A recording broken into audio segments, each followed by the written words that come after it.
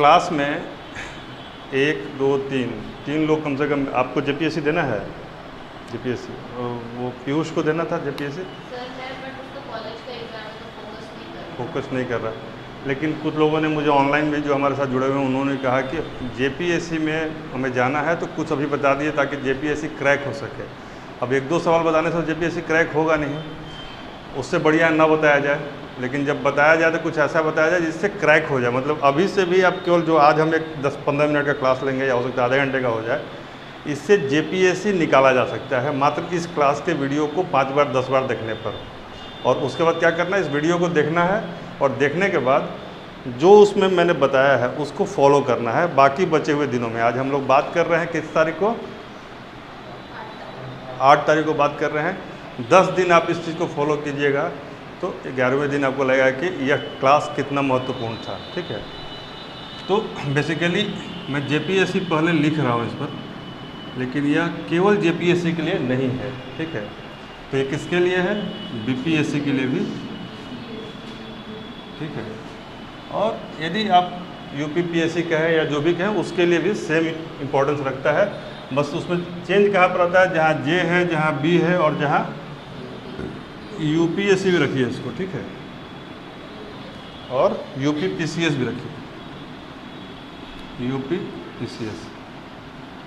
अब इसमें क्या होता है कि जिस मान लीजिए जब बीपीएससी है तो उसमें जो स्पेशल क्वेश्चन है बिहार वाले वो ऐड हो जाएंगे। जेपीएससी में स्पेशल झारखंड का जो है वो ऐड हो जाएगा, और यूपीएससी में हम तो जनरल कर ही रहे हैं, यूपीपीसीएस में उत्तर प्रदेश। ठीक है, तो हम क्या करेंगे, इम्पॉर्टेंट टॉपिक्स।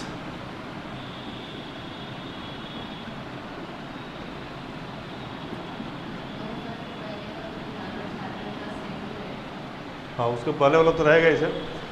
तो किस दिन बिहार झारखंड से अलग हुआ था, 15 नवंबर 2000।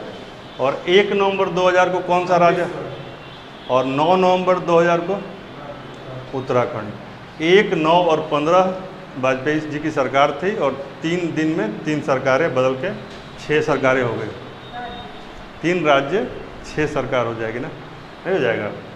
3 का 2 हो गया, तो सब में तो एक पहले से था, एक नया बन गया। चलिए कोई नहीं, आप आइए इम्पोर्टेंट टॉपिक्स पर हैं। अब इसको अपने पेज पर आप आराम से एक चार्ट के फॉर्म में बना लीजिए। सबसे पहले हम लिखते हैं हिस्ट्री, फिर लिखिए ज्योग्राफी, फिर लिखिए पॉलिटी, फिर लिखिए इकोनॉमिक्स, फिर लिखिए आप जनरल साइंस,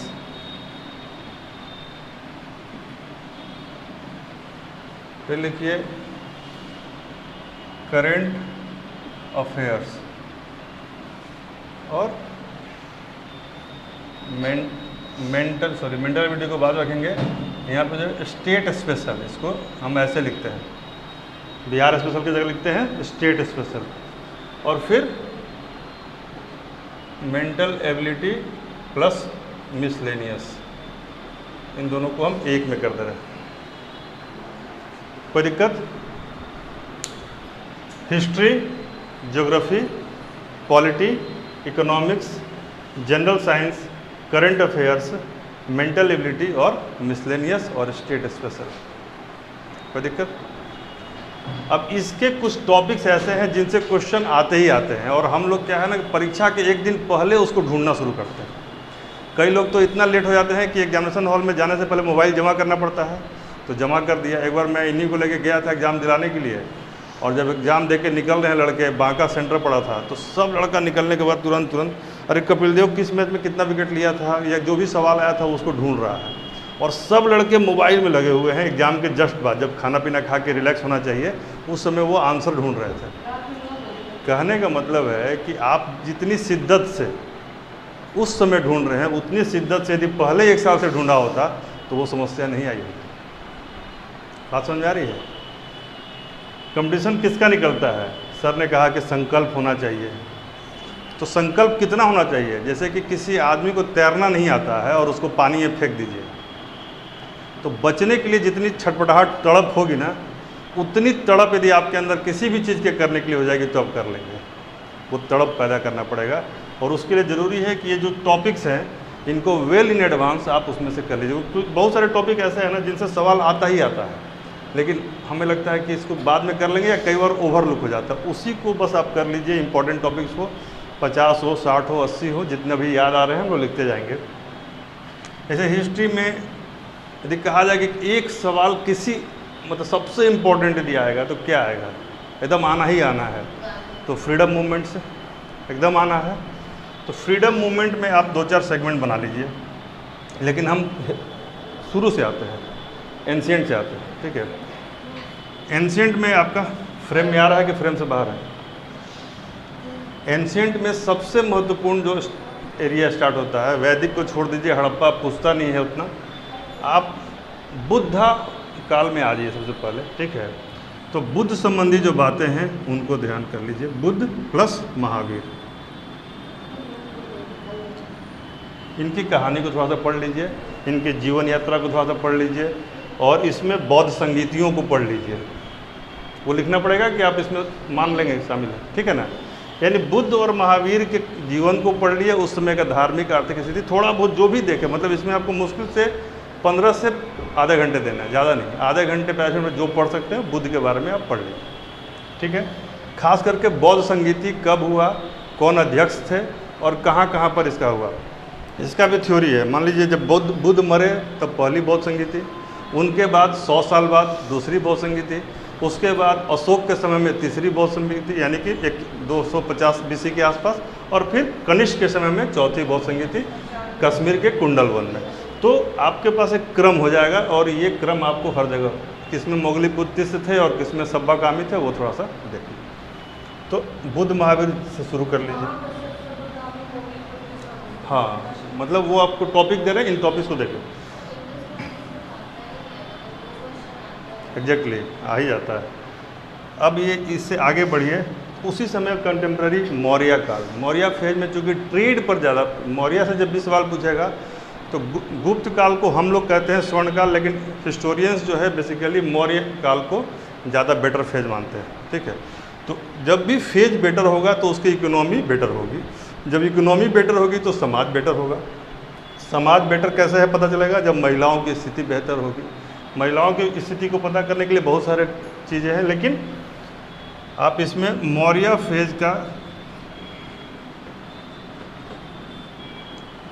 मौर्य नहीं मौर्य काल, ठीक है, मौर्य काल में खास करके इसके जो आर्थिक पक्ष है इसको देख लीजिए, ठीक है। थोड़ा बहुत मौर्य काल पढ़ लीजिए, इससे आपके सवाल टॉपिक वाइज ये बहुत ही अच्छा रहेगा, ठीक है। और फिर अशोक के अभिलेख, इससे एक सवाल पूछने की टेंडेंसी रहती है, तो इसमें आप अशोक को थोड़ा सा ध्यान से पढ़िए, अशोक के अभिलेख। अब अभिलेख जब पढ़ेंगे ना तो इसमें बहुत सारी बातें आ जाएंगी। जैसे अशोक का सारा अभिलेख 52 से ज़्यादा है, 52 से ऊपर, लेकिन जो इसके 14 अभिलेख हैं, है ना, 14 अभिलेख, इसके बारे में कंसेप्ट है, इसको समझ लीजिए। 14 अभिलेख जो है एक पत्थर है। मान लीजिए अभी हम लोग को कोई मीटिंग कॉल करना होता है, क्या करते हैं, व्हाट्सएप ग्रुप पे हमने डाल दिया और सब लोग आ गए, या फिर यदि सरकार को कोई नोटिस जारी करना था तो सरकार अखबार में दे दी, सब लोगों ने अखबार पढ़ लिया, आ गया। पहले ये व्यवस्थाएं तो थी नहीं। तो पहले जब अशोक ने क्या किया, अशोक सोचा कि अखबार में एक नोटिस निकलवाए, तो नोटिस निकालेगा कैसे, तो पत्थर पे खुदवाया गया। क्या खुदवाया गया, 14 मैटर खुदवाया गया, 14 मैटर यानी 14 अलग अलग पैराग्राफ, ठीक है, एक ही शिलाखंड पर। क्या खुदवाया गया, 14 पैराग्राफ। तो ये जो 14 पैराग्राफ एक ही शिलाखंड पर है, इसी को कहते हैं बृहद शिलालेख। क्या कहते हैं, बृहद शिलालेख। तो बृहद शिलालेख को जब 14 पे खुदवा दिया गया, तो अब ये हो गया एक। अब इसको मान लीजिए हम इस चौराहे पे लगा दिए, तो चौराहे से जो गुजरेगा वो सारा शिलालेख को पढ़ेगा, अशोक की नीतियों के बारे में जानेगा, उसकी समस्याओं के बारे में जानेगा। तो इसे प्रचार का तरीका, अब क्या करेगा अशोक, वैसे जगह पे उसे लगाया जाएगा जहाँ पर सबसे अधिक ट्रैफिक हो। तो वैसे 8 जगह को चुना गया। कितने जगह को, 8 जगह को चुना गया, और जिसमें से 6 जगह वर्तमान भारत में है, और शहबाजगढ़ी और मनसेहरा अभी वर्तमान पाकिस्तान में चले गए, ठीक है। धौली जोगड़, सुरपारक, ये सब जगह थे। तो अब समझ गए कि अभिलेख हैं 14, लिखे हैं एक पत्थर पर और लगाए गए हैं 8 जगह। क्लैरिटी होगी कंफ्यूजन, लेकिन लोग कन्फ्यूजन में रहते हैं कि 14 जगह होगा, ये 14 अलग अलग पत्थरों पे लिखा हुआ है। नहीं, एक ही पत्थर पर 14 बातें लिखी हैं। क्या लिखा है कि हमारा पड़ोसी राज्य यह था, हमने अपने पाठशाला में अब तय कर लिया है कि अब 3 पशु मारेंगे, अब हमने पशु वध को निषेध कर दिया है। हमारे उसमें अधिकारियों का भी जिक्र आएगा कि हमने कई अधिकारी नियुक्त किए हैं जो समय समय पर जनता की बातों को जानते हैं। उसमें प्रमुख अधिकारी हैं युक्त, राजुक और प्रादेशिक। तो पूछ दिया कि युक्त, राजुक और प्रादेशिक का जिक्र किस अभिलेख में आया है? तो युक्त, राजुक और प्रादेशिक 3 हुए ना, तो तीसरे में आया है। कोई दिक्कत? तीसरे अभिलेख में क्या आया है? अधिकारियों का जिक्र आया है और 3 तरह की बातें आई हैं। तो 3 जहाँ पर आए उसको 3 से कोरिलेट कर दीजिए, याद हो जाएगा। ऐसे अशोक ने कहा कि मैंने बहुत सारी विजय यात्राएं की और शौर्य यात्राएं की, अब मैं धम्म की यात्रा कर रहा हूँ, यानी धर्म के वृद्धि के लिए कार्य कर रहा हूँ। तो यात्राओं का जिक्र पूछता है सवाल कि अशोक की यात्राओं का जिक्र अशोक के किस अभिलेख में आया है? क्या आंसर होगा? नहीं, देखिए आपको हम सूत्र बता रहे हैं, कभी भूलेगा ही नहीं। हम 8 कैसे लिखते हैं? यानी जहाँ से चलना शुरू किया वहाँ पहुँच गए तो 8 हो गया। यात्रा है ना, एक यात्रा को पूर्ण विराम मिला जहाँ से स्टार्ट किए। तो हमेशा याद रखिए 8वें में यात्रा का जिक्र है। समझ आया? जैसे यह करना चाहिए, वह नहीं करना चाहिए, इससे स्थायी कीर्ति मिलती है, कीर्ति इंटैक्ट रहती है। यदि ऐसी बातें आती हैं, इस तरह की बात आएगी, तो कहाँ पर उसका जिक्र है? अशोक के किस अभिलेख में? तो वह है, जैसे तेंदुलकर जब खेलता है तो उसका 10 नंबर लगा रहता है, उसके पीछे लगा ना, अच्छे प्लेयर्स का 10 लगा रहता है। स्टार फुटबॉलर हो तब भी उसका 10 नंबर की जर्सी होती है, मैराडोना हो या पेले हो, उस तरह की। तो 10 जो है ना स्थायी कीर्ति का जिक्र करता है ना। तो 10 में वो है, अशोक के 10वें शिलालेख में। पशु वध का निषेध जो है वो दूसरे में, वो भी पूछता है। पशु वध का निषेध दूसरे में, तो दूसरे से कैसे है? 2 को कैसे याद करेंगे कि सब होने के बावजूद 2 मोर मारने की बात है।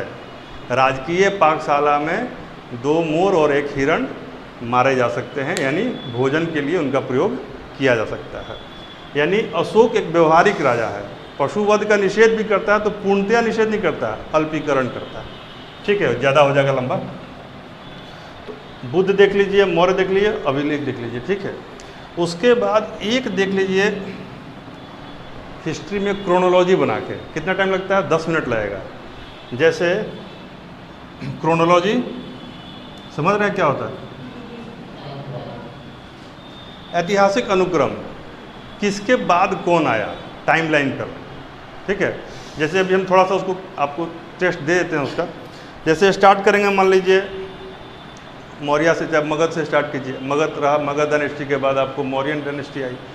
मौर्यन डायनेस्टी के आसपास ही जब आया तभी सिकंदर का आक्रमण हुआ, तो उसको देख लीजिए, सिकंदर का आक्रमण 325 BC के आसपास। उसके बाद मौर्य जब खत्म हो रहा तो कौन आएगा? शुंग आएगा, क्योंकि आखिरी राजा बृहद्रथ को पुष्यमित्र शुंग ने मारा था।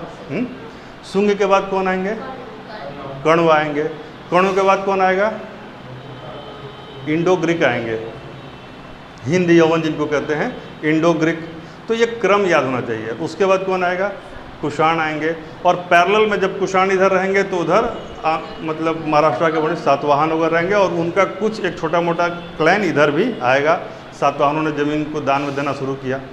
ठीक है, उसके बाद कौन आएगा? गुप्ता फेज आएगा, फिर हर्षवर्धन आएगा और हमारा एंशिएंट मोटा मोटी समाप्त हो जाएगा। फिर उसके बाद कौन सा काल आएगा? नहीं, अभी तो प्री मेडिवल 400 साल बाकी है गुलाम आने में। अभी तो हम 647 तक पहुँचे हैं। हर्षवर्धन का काल 647 तक है। उसी में ध्यान देना है कि महत्वपूर्ण यात्री कौन कौन से आए, ये एक इम्पॉर्टेंट पार्ट है। महत्वपूर्ण यात्री, महत्वपूर्ण आक्रमण,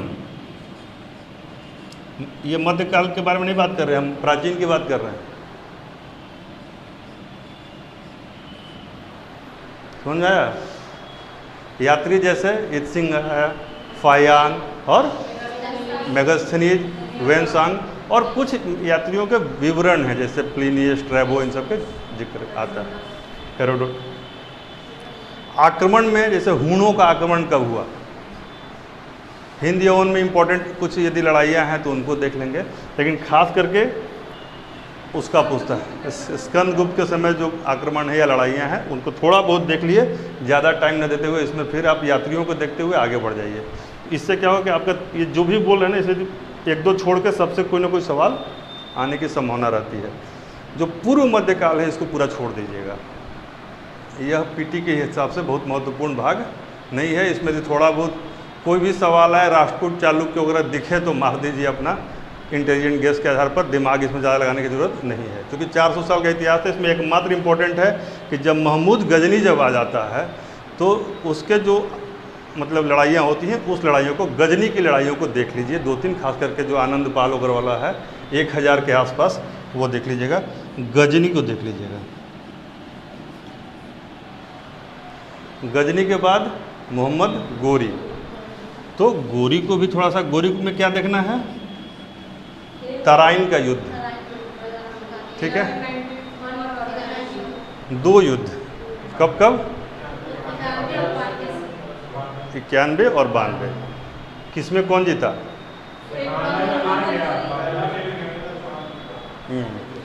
तो वही करें, यह जीत उतनी ही बड़ी थी। मान लीजिए पहली बार हम जीत रहे हैं तो जीत बड़ी है, लेकिन उसको कंसोलिडेट करना नहीं आया तो वो हार हो गई, और हार अंतिम होती है, ठीक है। यदि आप बैडमिंटन का गेम खेलेंगे, कभी खेला है बैडमिंटन आप में से किसी ने, तो बैडमिंटन जब आप खेलेंगे तो हवा का रुख आपको मदद करता है खेलने में।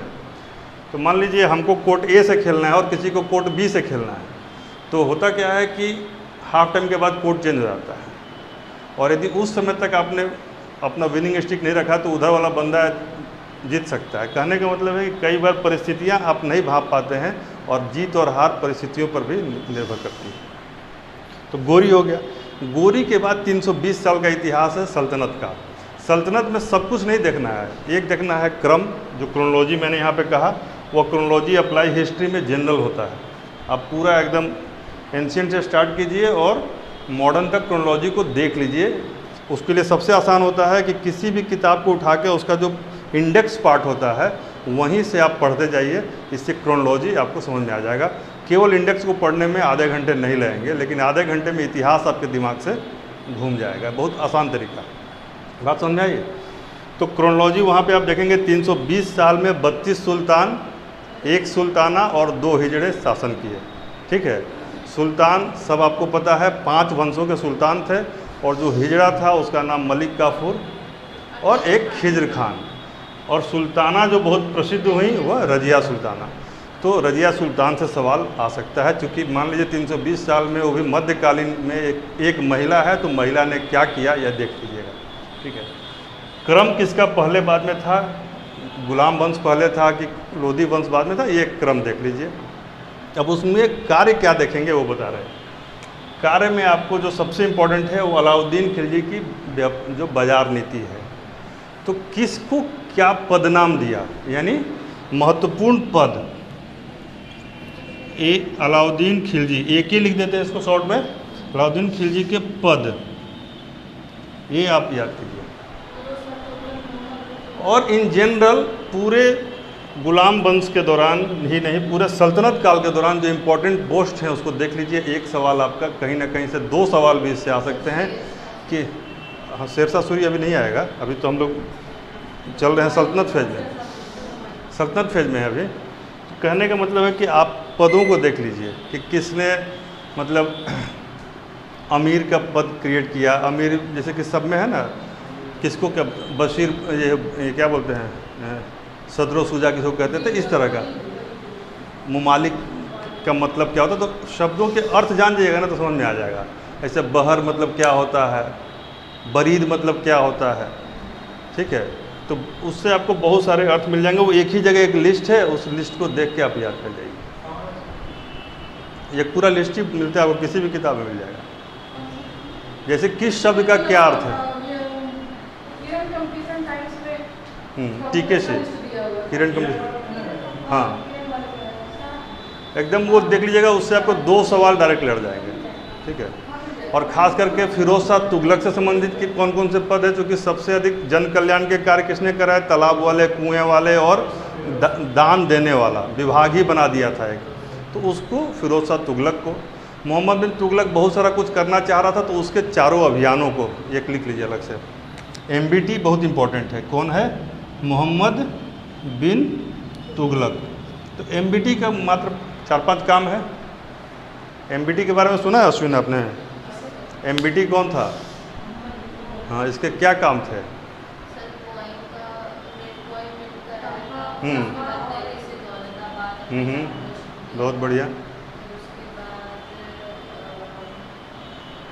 दो बहुत एक कराचील का इसका अभियान था, कराचील का अभियान, जो ठंड के चलते इसके सैनिक मर गए और जो लोग गए थे उसमें बहुत कुछ ही बच के आए।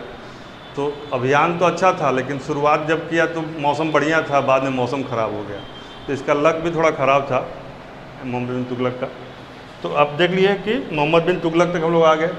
गियासुद्दीन तुगलक और इस समय ने जैसे कि लोदी वंश में कुछ किताबें लिखी गई, तो सिकंदर लोदी वगैरह से संबंधित थोड़ा बहुत देख लीजिए, आपका ये फेज क्लियर हो जाएगा। ठीक है, ये सारा। उसके बाद जब उसको कर रहे हैं तो उसी क्रम में आप आगे बढ़ते हुए बांडीवास, बेदरा, ये सब भी डाल के एक युद्ध का लिस्ट, तो उसके लिए हम एक शब्द लिखते हैं युद्ध। कोई दिक्कत? महावीर के बगल में ही युद्ध लिख देते हैं ताकि याद रहेगा। ये युद्ध हम लोग को मेडिवल और मॉडर्न में मिलेगा, लेकिन जगह के अभाव में लिख दें, एक टॉपिक है ये।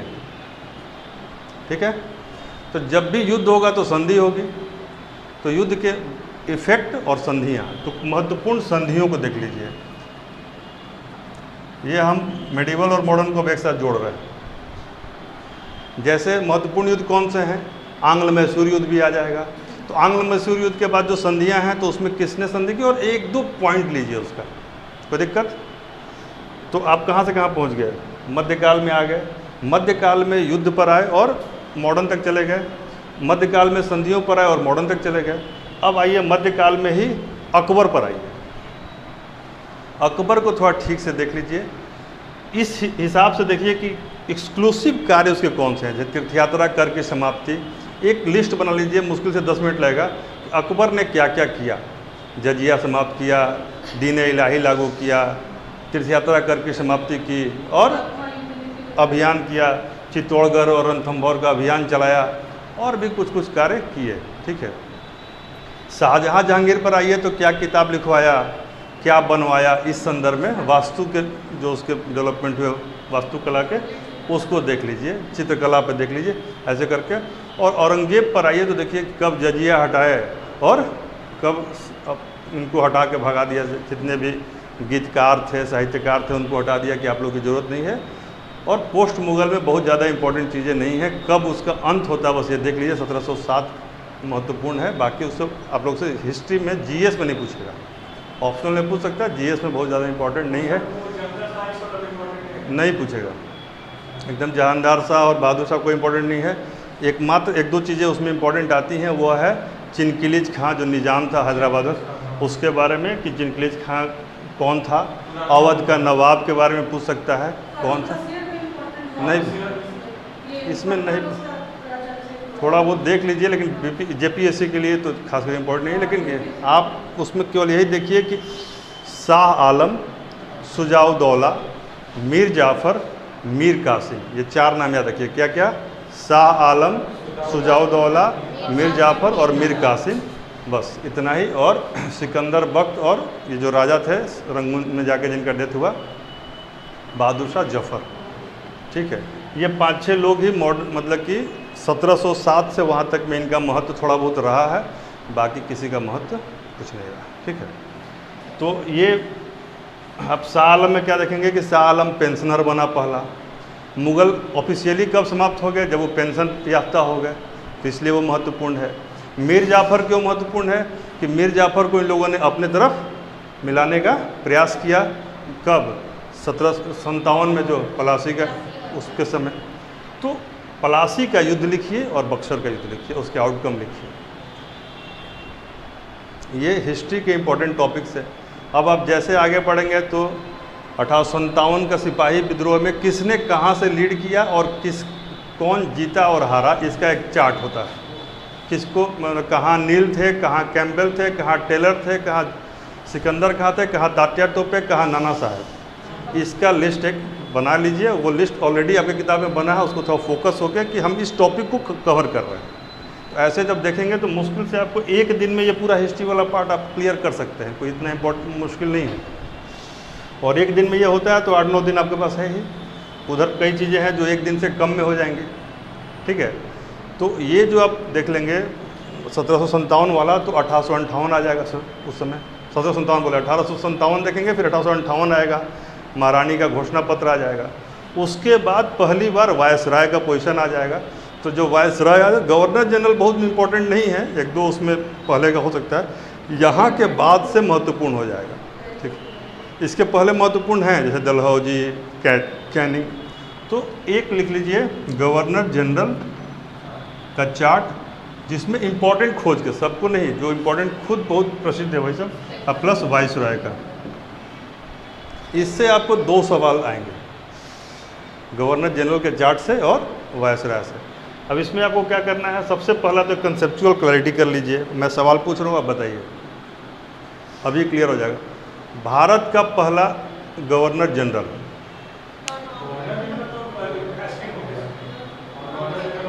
सवाल पूरा सुनिए, आपके साथ समस्या है, सवाल पूरा सुनिए। मैंने कहा भारत का पहला गवर्नर जनरल, तब सवाल है भारत का पहला गवर्नर जनरल। ये ऐसे ही गलती कराएगा, इसलिए मैंने कहा कि इसको क्लैरिटी कर लीजिए। आप सब जानते हैं फिर भी गलती होगी। अब चलिए शुरू से आते हैं। पहला गवर्नर क्लाइव, पहला गवर्नर क्लाइव। बंगाल का पहला गवर्नर, वही क्लाइव ठीक है, बंगाल का पहला गवर्नर। अब इसमें जब जनरल वर्ड लगेगा तब हेस्टिंग्स। बंगाल का गवर्नर जनरल हेस्टिंग्स 1772, ठीक है। उसके बाद पहला चेंज कब होगा, बेंटिंग के समय आके, ये हो जाएगा भारत का पहला गवर्नर जनरल, ठीक है। और अब आ जाएगा कि भारत का आखिरी गवर्नर जनरल और पहला वायसराय एक ही आदमी होगा। आखिरी गवर्नर जनरल और पहला वायसराय एक ही व्यक्ति, क्या नहीं। तो ये 5 बातें याद रखिएगा। एक का आंसर है क्लाइव, दूसरे का वारेन हेस्टिंग्स, तीसरे का विलियम बेंटिंग, चौथे का कैनिंग। कैनिंग दोनों चीज़ों में है क्योंकि वो पद भी रहा और ये भी रहा। पहला सेनापति कॉर्नवालिस, कब, किस एक्ट से, 86 या 84, ठीक है। 86 से नहीं, 84 से, हैं, देखिए उसको ठीक से। पिट्स का इंडिया एक्ट कब का है, तो पिट्स इंडिया एक्ट में ही उसको पावर दिया गया था ना। नहीं, उस 86 अलग से लाया गया था, ठीक है, हाँ ठीक है। 86 में स्पेशली उसको ये पावर देने के लिए लाया गया था। तो आप समझ के गवर्नर जनरल तक आ गए। अब आइए कांग्रेस का निर्माण। तो कांग्रेस का निर्माण से एक सवाल आएगा। कांग्रेस से कम 2 या 3 सवाल आने की संभावना रहती है। कांग्रेस उस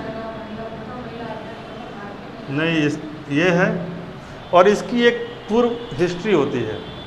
कांग्रेस के निर्माण के कारक, जैसे कि बहुत सारी चीज़ें चल रही थी, डाउनवर्ड फिल्ट्रेशन थ्योरी भी चल रहा था, बहुत सारी चीज़ों का उन्मूलन चल रहा था, ये आदिवासी और ये सब आंदोलन भी चल रहे थे। लेकिन एक क्या बोलते हैं उसको, इंडिपेंडेंस का मूवमेंट जो सिपाही विद्रोह के बाद बंद हो गया था, उसको कहीं ना कहीं गति नहीं मिल पा रही थी। तो जो धन का दोहन का सिद्धांत किसने दिया था, और उनके अलावा और किसने इसके बारे में बात की, और मेहता, उन्होंने बताया था। तो उन चीज़ों को थोड़ा सा देखिए कि धन का सिद्धांत, और जो शिक्षा वाला जो मैकाले वाला है, और जो शिक्षा के जो डेवलपमेंट हुए वो लिख लीजिए जरूर, शिक्षा संबंधी डेवलपमेंट, ये एक टॉपिक अच्छा है। जैसे हंटर आयोग, वुड्स आयोग, ये सारी चीज़ें इसके अंतर्गत खास करके एजुकेशन वाले को देख लेंगे। तो कांग्रेस के निर्माण के कारण, किन कारणों से कांग्रेस का निर्माण हुआ, इसको इसका आंसर खोजिएगा तो बहुत सारी छोटी छोटी चीज़ें मिल जाएंगी आपको। जब कांग्रेस बन गया तो कांग्रेस किस तरीके के 2 धड़े में बटा, एक नरम दल और एक गरम दल। तो नरम दल के नेताओं का भी एक्टिविटी थोड़ा सा देख लीजिए, और एक गरम दल के नेताओं का देख लीजिए। और एक जो है ना नरम है ना गरम है, वो एकदम अपना धर्मेंद्र वाला धर्म है, नहीं वो न नरम है न गरम। तो वो कौन है? वो क्रांतिकारी आंदोलनकारी है। वो कुछ ज़्यादा, मतलब गरम वाले भी उतने गरम नहीं है जितने वो लोग गरम है, ठीक है। तो उनका अलग से चलता है, जैसे अभिनव भारत, भवानी वाला जो है। तो उन चीज़ों को सावरकर की जो गतिविधियां हैं, लाला लाजपत राय वाला ग्रुप गुट अलग है और ये उससे भी एक स्टेप आगे है। सर वो 1857 में जितना बुक था वो भी पढ़ा था। जितना बुक मतलब, अच्छा जो लिखा गया है, नहीं वो हिस्टोग्राफी में हम लोग पढ़ते हैं इसलिए कि एक्चुअली यह विद्रोह था, आंदोलन था कि एक अपरूटिंग था कि एक विप्लव था, उसके लिए। तो वो मेंस में कई बार पूछ सकता है, अदरवाइज पीटी के लिए बहुत। किताब 4-5 किताब का नाम हम लिखा देंगे, उसको रट लीजिएगा। कई बार पीटी में उसको पूछ सकता है एक किताब का नाम कि ये किसने लिखा है, ठीक है। किसी ने लिखा 1857, उसके आगे कुछ लिखा ही नहीं, तो महत्वपूर्ण हो जाता है। तो इतना हो गया। अब कहाँ तक पहुँच गए? 1900 तक पहुँच गए, ठीक है। अब कर्जन वगैरह को थोड़ा ढंग से देख लीजिएगा ये सब। अब एक क्रोनोलॉजी बनाना है। यहाँ से क्या बनाना है? गांधी जी के आने के पहले जो भारत में सामाजिक और आंदोलनकारी गतिविधियाँ हैं उनका एक लिस्ट बना लीजिए, और प्री गांधी का और एक पोस्ट गांधी का। तो प्री गांधी में सबसे महत्वपूर्ण बात क्या है? सोशल बायकॉट, सबसे ज़्यादा इंपॉर्टेंट है। 1905 का बंग भंग, ये ज़्यादा महत्वपूर्ण है। तो बंग भंग को देख लीजिए, बहिष्कार को देख लीजिए, हैं। इन चीज़ों को जब आप देख ले रहे हैं तो फिर आप क्या देखेंगे? अब गांधी जी आ जाएंगे। कब आएंगे भारत? हैं 15 में आएंगे, और एक्टिविटी उनकी शुरू हो जाएगी 17 से। उसके पहले भी थोड़ा बहुत कुछ किए ही थे, लेकिन 17 से चंपारण से शुरू हो, ठीक है। तो गांधी वाले आंदोलन को चंपारण हो, सविनय अवज्ञा हो, असहयोग हो, और उसी से बढ़ते हुए पहुंच जाइए इसमें, कहाँ पर? 42 में, ठीक है। इस बीच में जो छिटपुट घटनाएं हैं उनका क्रम बनाइए। जैसे महत्वपूर्ण, ये तो आंदोलन हो गए। इसके अलावा आपके पास क्या है? चौरी चौरा है। तो इसको केवल क्रम, इसका पूछेगा तो क्रम पूछेगा। चौरी चौरा कब हुआ? फिर मैकडोनल्ड अवार्ड, ठीक है। फिर आपको पाकिस्तान की मांग, ठीक है। इसके अलावा गांधी इरविन पैक्ट, फिर गोलमेज सम्मेलन, और कुछ इसी के बीच में आपको चलता रहेगा ट्रेड यूनियन मूवमेंट, ठीक है, ठीक है। और जो आप भारतीय संविधान का विकास का जो भी क्रम पढ़ रहे हैं, उसी क्रम में 3-4 चीज़ें जो उस समय हो रही है, जैसे कि महत्वपूर्ण क्या है? 1909 का मार्ले मिंटो, 1919 का मॉन्टेग्यू चेम्सफोर्ड, और उसके बाद आप कैबिनेट मिशन, क्रिप्स मिशन, और 35, इनको थोड़ा थोड़ा देख लीजिए, ठीक है। यानी आप देखिए सब कुछ, लेकिन थोड़ा स्पीड में देखिए, चार्ट को देखिए, कहानी पढ़ने के चक्कर में मत रहिए, क्योंकि आप परीक्षा देने जा रहे हैं, ठीक है। और देखने के लिए दिन मुकर्रर है मात्र एक। इतिहास को कितना दिन दे सकते हैं? ये इतना पढ़ने के लिए आपको केवल 1 दिन चाहिए, लेकिन हाथ पैर धो के बैठना होगा। क्या पढ़ना है? क्या किसी को लग रहा है कि नहीं हो पाएगा? इतना करके जाएंगे तो इतने में आपका आगे पीछे कई कहानियाँ और याद आ जाएंगी। अब इसमें आ जाएगा जालियांवाला बाग का। तो ऐसा थोड़ा है कि वहाँ जालियांवाला बाग है तब छोड़ दीजिएगा। किसने उनको महात्मा कहा, किसने उनको गांधी बनाया, ये सारी चीज़ें छूटेंगी नहीं, ये इसी का पार्ट है, ठीक है। अब कंसेप्चुअल पार्ट से भी सवाल इसमें आएगा, तो आप ये मत सोचिए कंसेप्चुअल तो हमने पढ़ा नहीं। मान लीजिए गांधी जी का 3 आंदोलन की हम बात कर रहे हैं। एक आंदोलन है सविनय अवज्ञा, एक में है असहयोग, और तीसरे में है क्विट इंडिया मूवमेंट, करो या मरो या अंग्रेजों भारत छोड़ो। तो क्या गांधी जी का आंदोलन छोटा से बड़ा नहीं हो रहा है? उसका बेस बड़ा नहीं हो रहा है? पहले महिलाएं ज़्यादा जुड़ी हैं कि कम जुड़ी हैं?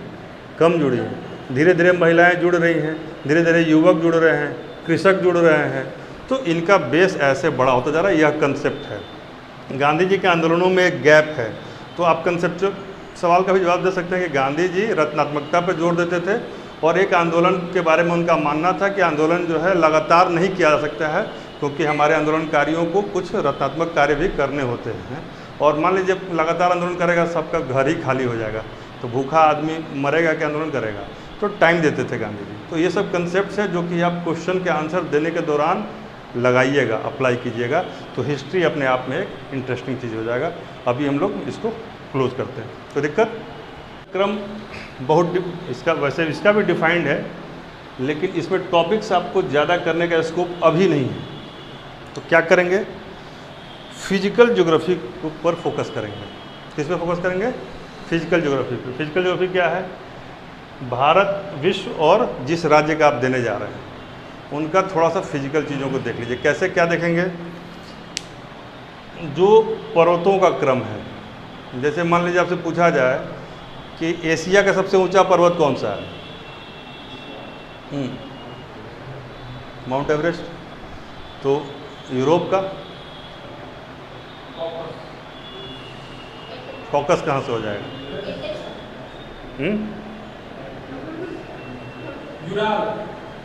यूराल भी नहीं है।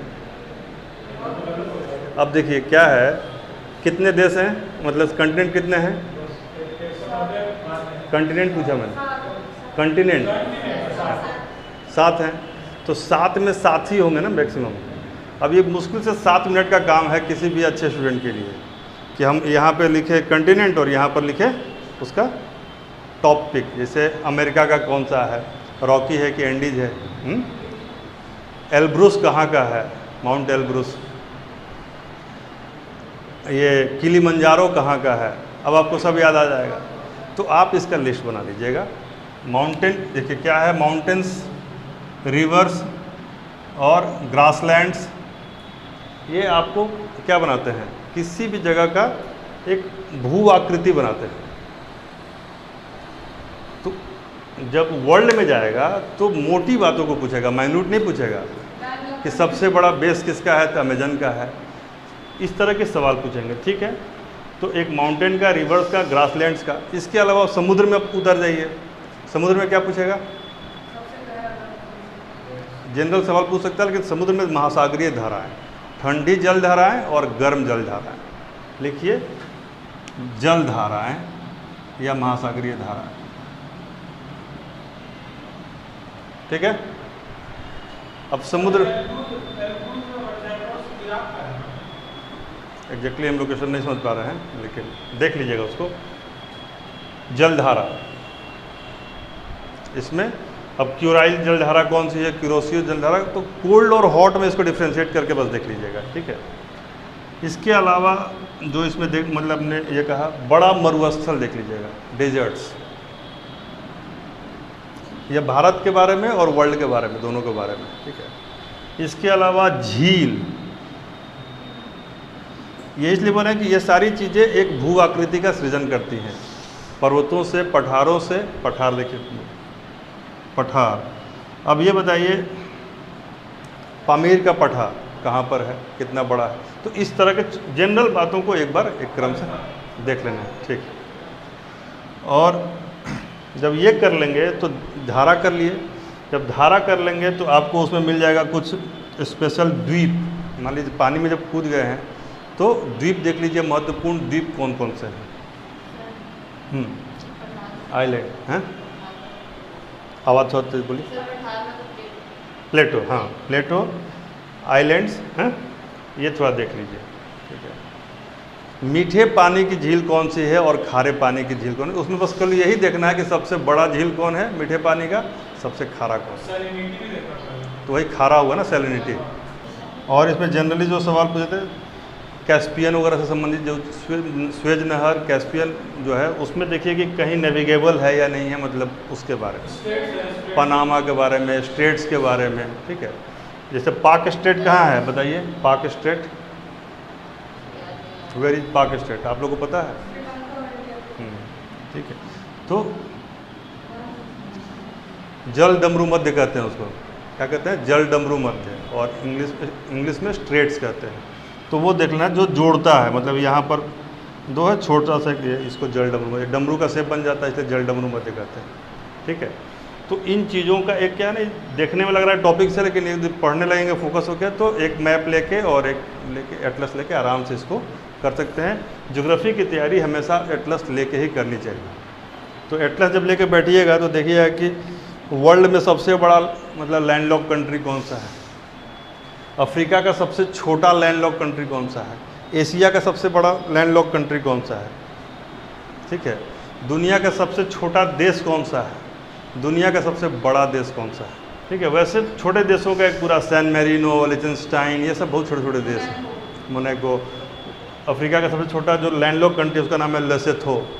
फिर बड़े बड़े आइलैंड जो बताया मैंने, जैसे कि सेशल्स कहाँ पर है, मेडागास्कर कहाँ पर है, ये सारी चीज़ों को थोड़ा सा देख लेना, ठीक है। हाँ, वो भी इम्पोर्टेंट है। अब भूगोल में आएंगे तो आपको कर्क रेखा कहाँ से गुजरती है, तो खास करके भारत में देख लीजिए चूँकि रांची से गुजरती है, तो जेपीएससी के लिए बहुत महत्वपूर्ण है। हम लोग एक बार सड़क से आ रहे थे, अभी नया जो बनाया है रोड, उस पर क्या किया है कि एक जगह से क्रॉस किया हुआ है और वहाँ बगल में लिखा हुआ है कि कर्क रेखा यहाँ से गुजरती है, यानी रांची से हजारीबाग के रास्ते में वो पड़ता है बीच में। तो आदमी रुक के देखता है कि कर्क रेखा से हम गुजर रहे हैं। तो कर्क रेखा भारत में कितने राज्यों से गुजरती है? 8 राज्यों से गुजरती है। वैसे विषुवत वृत्त के आसपास से कौन से देश हैं वो थोड़ा सा देख लीजिए। बरमुडा ट्रायंगल कहाँ पर है, ठीक है, ये सब थोड़ा सा जान लीजिए। इसके अलावा जो अभी आजकल क्या हो रहा है कि अंटार्कटिका जो है ना अपना, बहुत सारे अभियान जा रहे हैं वहाँ पे, तो भारत ने कोई अभियान यदि अंटार्कटिका में भेजा है तो उसको देख लीजिए। मैत्री क्या है इसका आंसर, तो ये क्वेश्चन का आंसर खोजिएगा तो वहाँ मिल जाएगा आपको। तो ये बेसिक। फिर भारत में बहुत सारी बातें हैं, जैसे कि सबसे अधिक वर्षा कहाँ होती है, सबसे अधिक, अब ये भारत के संदर्भ में, वर्ल्ड के संदर्भ में नहीं, सबसे अधिक जंगल कहाँ पर हैं, भारत में परसेंटेज ऑफ फॉरेस्ट क्या है, फॉरेस्ट कवर क्या है, उसका परसेंटेज पूछ सकता है झारखंड में, और झारखंड का इन पर्टिकुलर भी देख लीजिएगा कि उसका फॉरेस्ट कवर क्या है, ठीक है। यानी कि इंफॉर्मेशन रिगार्डिंग फॉरेस्ट और नॉर्मल लैंड। सर वो कैसे याद करेंगे कि एवरग्रीन फॉरेस्ट में सबसे वो पीएम जो होता है वो किस टाइप का है, या कॉर्निफेरस बेसिफरस की बात कर रहे हैं, तो वो हम लोग यूपीएससी के लिए अलग से करेंगे, बाकी किसी में वो नहीं पूछेगा। यूपीएससी का जब क्लास करेंगे तो उसके लिए अलग से करेंगे, उसमें कुछ नहीं है, वो उसका जो नाम होता है ना, उसको व्याख्या कर लीजिएगा तो आंसर निकल जाता है बेसिक। ऐसे अब जो भी ठंडे जगह में रहेगा तो ऊपर में कॉनिकल शेप का होगा, क्योंकि वो बर्फ़ भी यदि गिरेगा तो उसको तोड़ना होता है, पृथ्वी का प्रकृति का अपना मैकेनिज्म है, ठीक है। अभी हम लोग टॉपिक्स को कवर कर रहे हैं, और इसमें आप लोगों को टॉपिक लग रहा है जो छूट रहा है। अब आइए भारत में, ठीक है, तो वही सी हमने बताया था, बीच में लिखा नहीं है, सागर किसी ने कहा था बीच में ना, सागर, ठीक है। टेथिस सागर कहाँ था यदि पूछ दिया तो, टेथिस सागर कहाँ था, ठीक है। गोंडवाना लैंड कहाँ पर था, गोंडवाना लैंड। भारत का आखिरी सीमा कौन सा है, भारत के आखिरी पॉइंट को बताइए, पूरब और सॉरी उत्तर में भी और दक्षिण में भी। नाम पूछ रहे हैं, नाम हैं?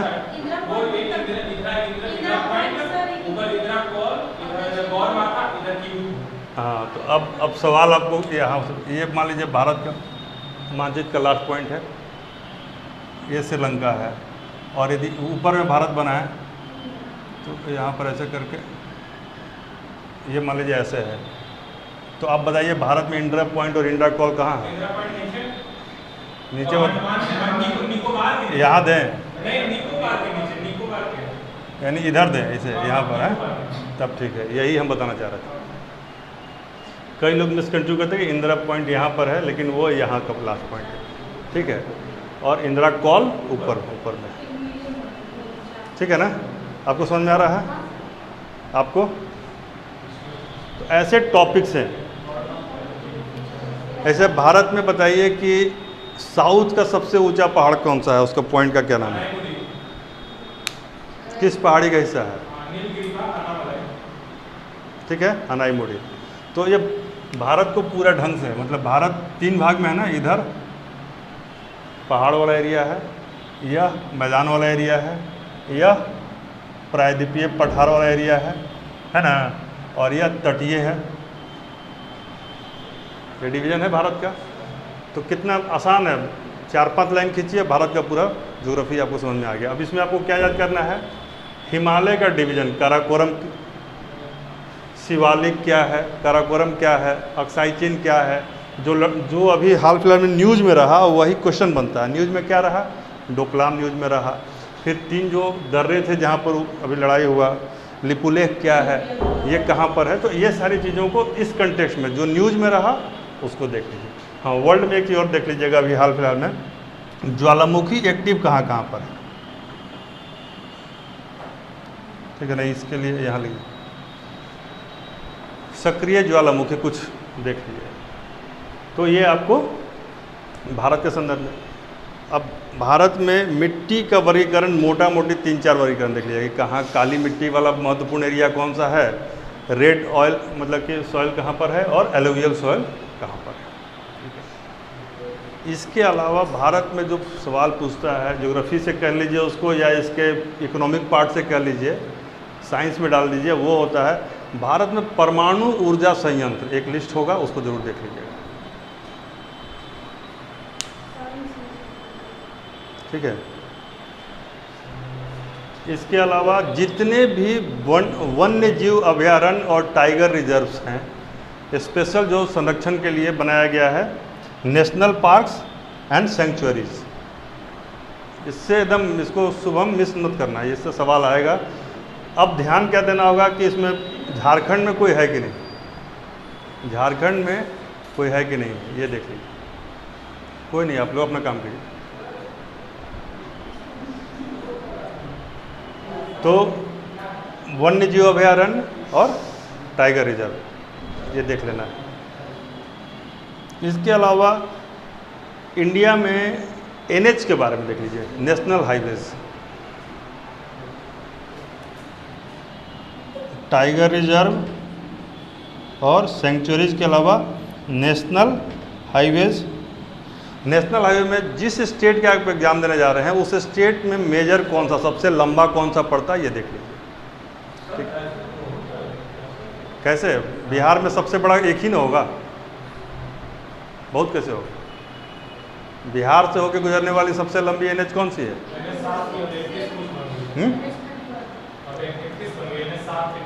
NH 31।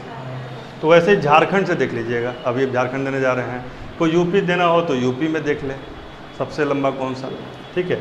उसके अलावा रेलवे का जोन्स ऑफ इंडियन रेलवेज, ठीक है, ये सारा इम्पोर्टेंट रहता है। फिर ज्योग्राफी में और क्या पूछता है, उत्पादन। जैसे जिस राज्य में जा रहे हैं उस राज्य में सबसे अधिक किस चीज़ का उत्पादन होता है, खनिज में भी और उत्पादन फसल में भी, यानी प्रोडक्शन, वो देख लेना है। एक जनरल भारत के बारे में मान लीजिए कि चावल, गेहूँ, दाल, दलहन, ये तो भारत का भी देखना है, और बाकी किसका देखना है, उस राज्य का। कोई दिक्कत? ये टॉपिक्स आपको हमेशा जब भी मान लीजिए पढ़ने का मन कुछ और करे तो इस टॉपिक में से कोई टॉपिक उठा के पढ़ लीजिए। ये टॉपिक हमेशा ही सवाल का जवाब देने वाला टॉपिक, ठीक है। तो ये अभी आप इस एग्ज़ाम के लिए इतना काफ़ी है। यदि आप इस एरिया से पढ़ के जा रहे हैं तो आपने वन क्षेत्र पढ़ा, पहाड़ पढ़ा, हाँ नदी एक बहुत इंपॉर्टेंट चीज़ छूट रहा है। तो भारत में जो प्रमुख नदियाँ हैं उनका एक क्रम बना लीजिए अपने दिमाग में कि वह कहाँ गिरती हैं और कहाँ से निकलती हैं। नदियों का उद्गम और आखिरी स्थल एक कीजिए, ठीक है। तो नदी हम लिख रहे हैं, नदी। अब जैसे उषा जी आप बताइए, भारत में गंगा नदी कितने किलोमीटर बहती है? गंगा नदी का प्रवाह क्षेत्र भारत में कितना किलोमीटर में है? 25-10 ही ज़्यादा वैलिड आंसर है। 25-25 कहाँ देखा आपने? हाँ कोई नहीं, 25-10 यदि रहे, 25-25 और 25-10 आ जाए तो फिर भगवान मालिक हैं, लेकिन दोनों में से एक रहे तो जो मार दीजिए, ठीक। अब आपको करना क्या है कि साउथ की नदियों को अलग बांटना है और नॉर्थ की नदियों को अलग बांटना है, और बिहार की नदियों को कैसे बांटना है। मान लीजिए बिहार ऐसे करके एक स्टेट बनता है, तो बिहार की नदियों को ऐसे, यानी पश्चिम से पूरब की ओर, और बाकी नदियों को ऐसे। पंजाब में 5 नदियां हैं, है ना, पंज जोड़ आब, उसी से नाम भी पड़ा है। तो वैदिक काल में लोग पढ़ते थे ना, सिंधु, झेलम, चेनाब, रावी, व्यास, तो इस तरह। तो वो नदियों का। फिर इधर केन, बेतवा ये कहाँ है, लूनी नदी कहाँ पर है, ठीक है ना, नर्मदा कहाँ है, नर्मदा नदी कहाँ पर है, शिप्रा नदी कहाँ है, महानंदा कहाँ है, बराकर कहाँ है, आप जाएंगे तो बराकर नदी। फिर आपको एक स्वर्ण रेखा नदी है झारखंड में, दामोदर नदी है। तो झारखंड में 3 नदियाँ, बराकर, स्वर्ण रेखा और दामोदर, ठीक है। तो इन नदियों को अब देखेंगे कि कहाँ से वो शुरू होती हैं और कहाँ पर। तो इसमें सबसे इम्पोर्टेंट बात जो आएगी कि तमाम नदियाँ या तो बंगाल की खाड़ी में गिरती हैं या गंगा में जाके मिल जाती हैं। भारत में बड़ी नदियों में जाके छोटी नदियाँ मिल जाती हैं और वो बड़ी नदी जाके बंगाल की खाड़ी में गिर जाती है। लेकिन 2 नदी है जो इसका अपवाद है, वही सवाल पूछेगा, नर्मदा और ताप्ती, ठीक है। उद्गम स्थल के आधार पर अमरकंटक से कौन कौन सी नदियाँ निकलती हैं वो आपके लिए इंपॉर्टेंट है। झारखंड में अमरकंटक से निकलने वाली नदियाँ हैं जी। मान लीजिए आपको आंसर नहीं भी आ रहा हो तो जब पूछा ये कहाँ से निकलती है तो आप अमरकंटक गेस कर सकते हैं, क्योंकि जब झारखंड में पूछ रहा है तो उसकी सारी नदियाँ अमरकंटक से होके ही आती, ठीक है। तो नदियों कर लिया जाएगा तो इतना हो जाएगा, बाकी तो कुछ बात अधूरी रहती है, कोई दिक्कत नहीं। झटके में पूरा का पूरा पढ़ना है, इसमें कोई दिमाग नहीं लगाना है। कितने भाग हैं इंडियन कॉन्स्टिट्यूशन में? 22। कितने अनुच्छेद हैं? 395। 395 अनुच्छेद में कितने आर्टिकल महत्वपूर्ण होंगे? मुश्किल से 50। उसमें अभी परीक्षा देने जा रहे हैं आप, 30-40 पढ़ के चले जाइए, काम हो जाएगा। किसका किसका पढ़ना है वो लिख लीजिए। जैसे राष्ट्रपति का कहीं जिक्र है तो उसको देख लीजिए, पीएम का जिक्र है उसको देख लीजिए, सीएजी का जिक्र है तो उसके बारे में पढ़ लीजिए, अटॉर्नी जनरल का जिक्र है उसके बारे में देख लीजिए, चीफ जस्टिस के बारे में जिक्र है उसको देख लीजिए, फंडामेंटल राइट का जिक्र है उसको देख लीजिए, डीपीएसपी का जिक्र है उसको देख लीजिए। डीपीएसपी लिख रहे हैं तो बीपीएससी लिखा जा रहा है, मतलब कहीं ना कहीं दिमाग में वही घुसा हुआ, ठीक है। फिर आप ये जो है सिटीजनशिप से देख लीजिए, उसमें भी 2-3 इंपॉर्टेंट है वो देख लीजिए। इसके अलावा संशोधन की प्रक्रिया को देख लीजिए, कई बार उससे ज़्यादा खुश होगा तो पूछ सकता है, ठीक है। और आगे जाएंगे तो राजभाषा और यूपीएससी बीपीएससी,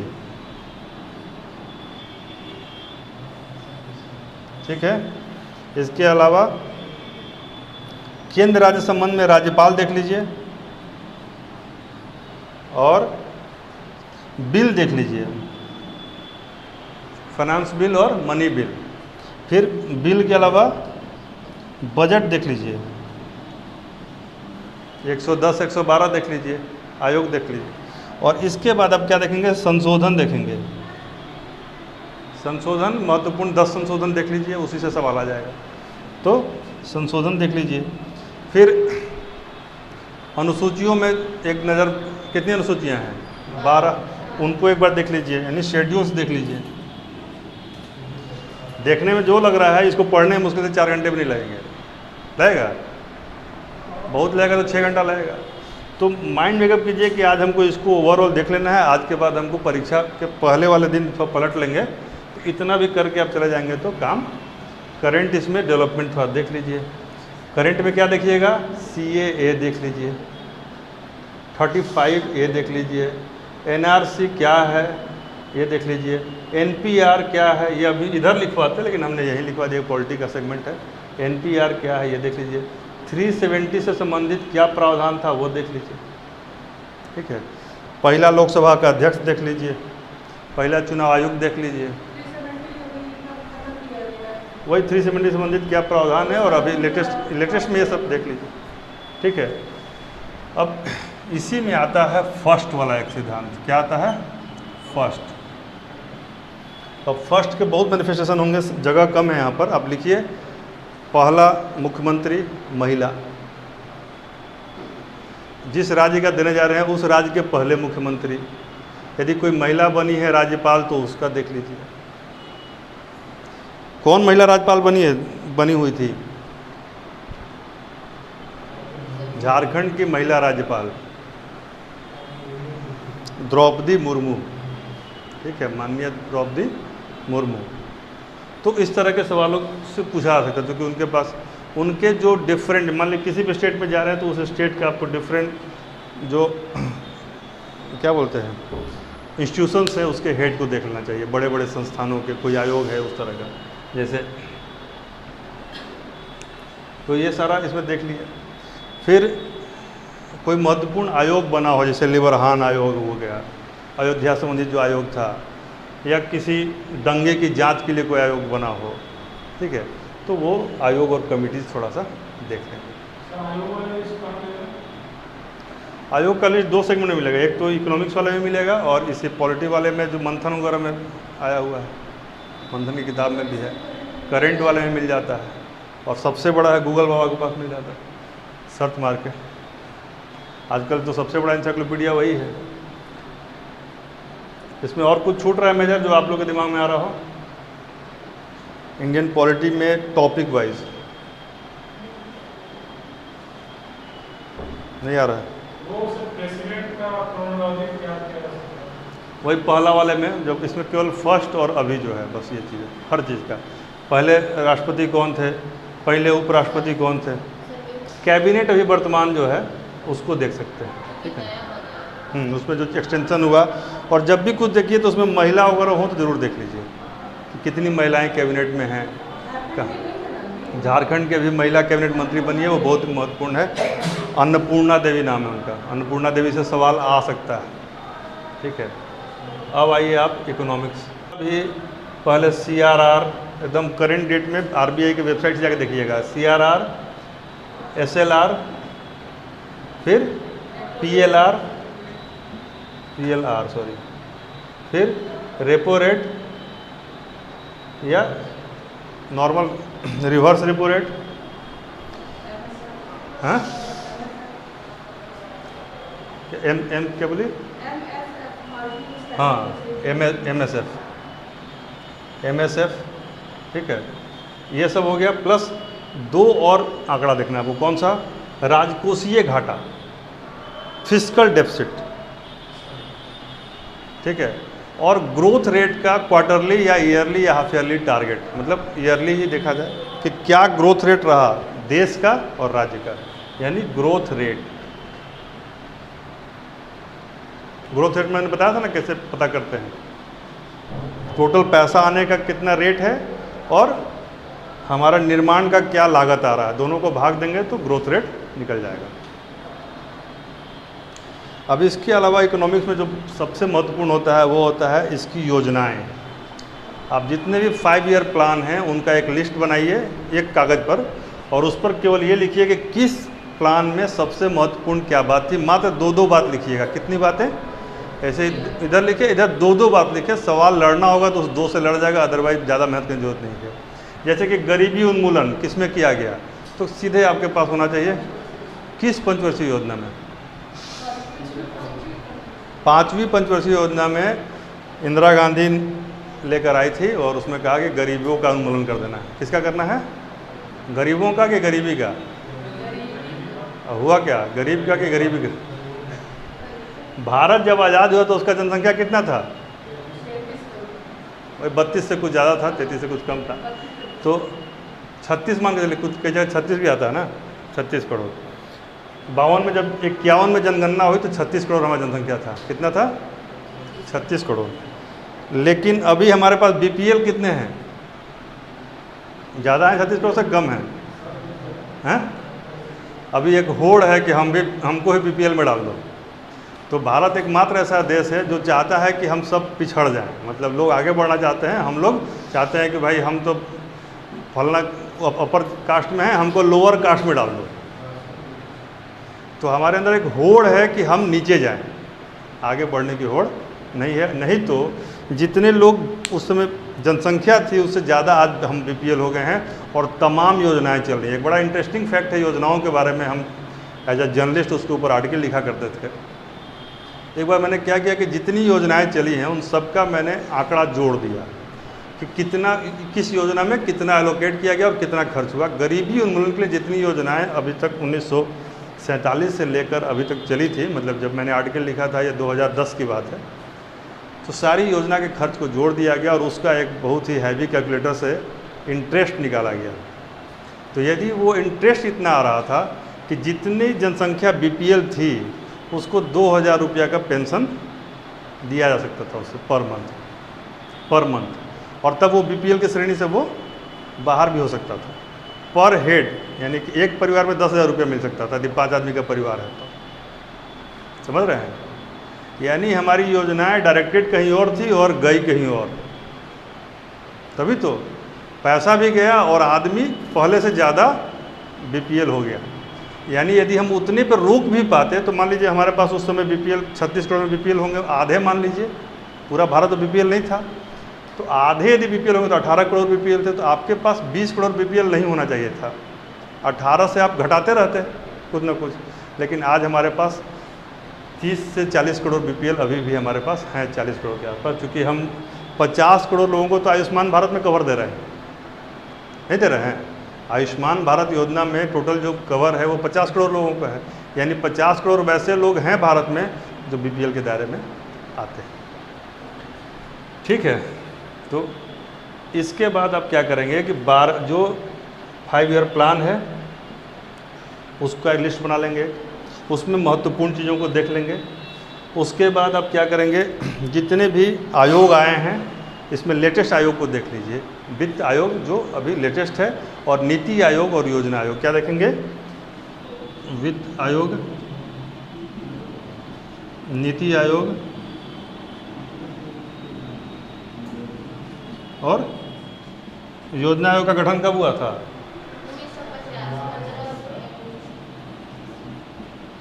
1950। इतनी बार ये पूछा। ठीक है, योजना आयोग। अब आइए, ये सब आयोग देख लिए, फिर समितियों को देख लीजिए। नरसिम्हन समिति बार बार पूछेगा, फिर रंगराजन समिति, लाकड़ावाला समिति हैं, तेंदुलकर समिति। तो जो महत्वपूर्ण कमिटीज बनी हैं, एक उसको किसके लिए बनता था? एक मॉनेटरी चीज़ों के लिए, मुद्रा के लिए, मॉनेटरी चीज़ों के लिए, और एक कमिटीज बनती थी कि कैसे आगे प्लान करना चाहिए फॉर बेटर डेवलपमेंट, कैसे राष्ट्रीय आय को बढ़ाया जा सकता है, कैसे गरीबी को बढ़ाया जा सकता है, इन सब चीज़ों को लेके। तो केवल कमेटी लिखना है, उसका हेड लिखना है और पर्पस, 3 वाक्य लिखना है। एक कमेटी का नाम, कब बना इसे महत्वपूर्ण नहीं है, उसका हेड कौन था, तो वो खुद ही पूछ देगा, सवाल में ही रहेगा नरसिम्हन समिति, तो वो भी जरूरी नहीं है। किस लिए बना था ये देख लीजिएगा, ठीक है, इम्पोर्टेंट वो हो जाएगा। अब इसी में आजकल चल रहा है इंडेक्स, भूखमरी का क्या इंडेक्स है, गरीबी का क्या इंडेक्स है। तो इंडेक्स से एक सवाल या 2 सवाल कई बार, तो इसी सेगमेंट में, इसको करंट में भी रख सकते हैं, लेकिन इकोनॉमिक्स में भी रख सकते हैं, और ह्यूमन ज्योग्राफी का भी यह पार्ट है। तो यानी 3 क्या है ना, GS is a very intra link disciplinary subject, इसमें एक चीज़ दूसरे में मिली रहती है। तो इंडेक्स हो गया आपका। इसके अलावा आजकल जो पूछने लगा है उसमें कुछ तकनीकी चीज़ों को भी पूछ रहा है, जैसे कि शेयर मार्केट, म्यूचुअल फंड से संबंधित चीज़ों को भी थोड़ा बहुत इसमें डाल दे रहा है। तो सेंसेक्स क्या होता है, ब्लू चिप कंपनीज किसको कहते हैं, ठीक है, सेंसेक्स पता है क्या होता है, कोई आइडिया है? एक लड़का था हमारे साथ, कॉमन में बैठ के टीवी देख रहा था हमारे यूनिवर्सिटी में, और उस पर न्यूज़ आ रहा है कि सेंसेक्स बहुत धड़ाम से गिरा, माथा पकड़ लिया। हमने, तुम इतना माथा पकड़, तुम समझ में आ रहा है कि सेंसेक्स क्या होता है? मतलब बड़ी नुकसान हो गया। हमने, तुम कितना इन्वेस्ट किया? जो कि पढ़ रहा है मेरे साथ, यानी कि उस समय कब की बात बता रहे हैं हम, जब ग्रेजुएशन में थे तब की बात बता रहे हैं। शेयर वोर को जानता नहीं था, लेकिन एक्टिंग कर रहा था कि हमारा बहुत लॉस हो गया।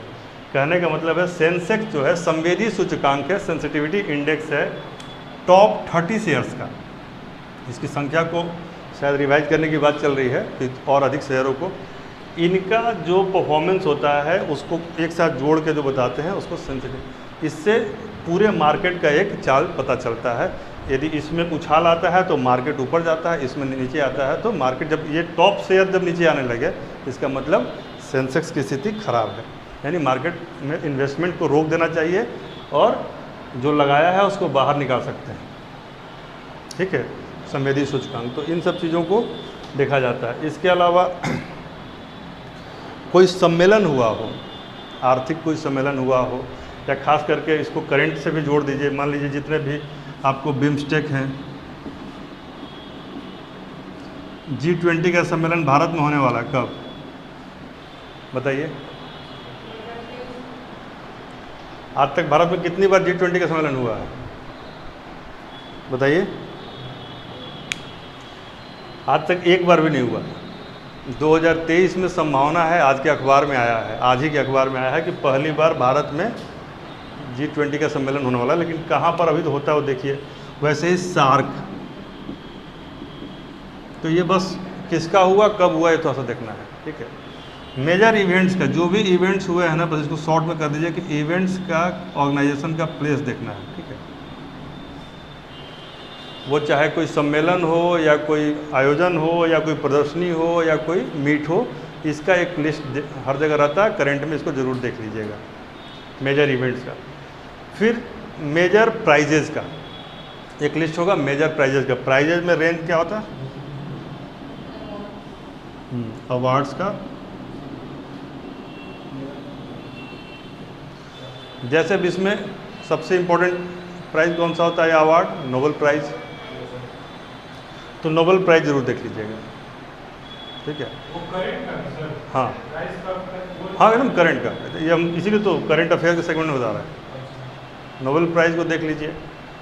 इसके अलावा कई बार किसी परीक्षा में आजकल ट्रेंड चल गया है कि वो पूछ देता है ऑस्कर वगैरह का, तो उसके केवल बेस्ट हीरो, बेस्ट हीरोइन, और अब स्टीवन स्पीलबर्ग की तरह कोई डायरेक्टर हो तो डायरेक्टर का देख लेना, ठीक है।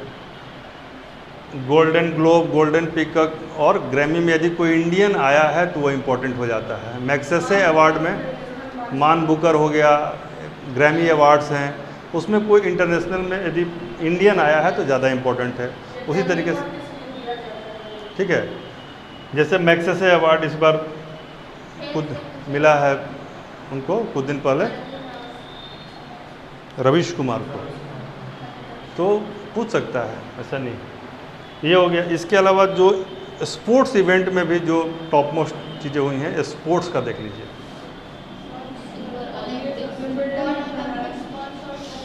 ओलंपिक जरूर देख के जाइएगा अलग से, ओलंपिक महत्वपूर्ण हो जाएगा।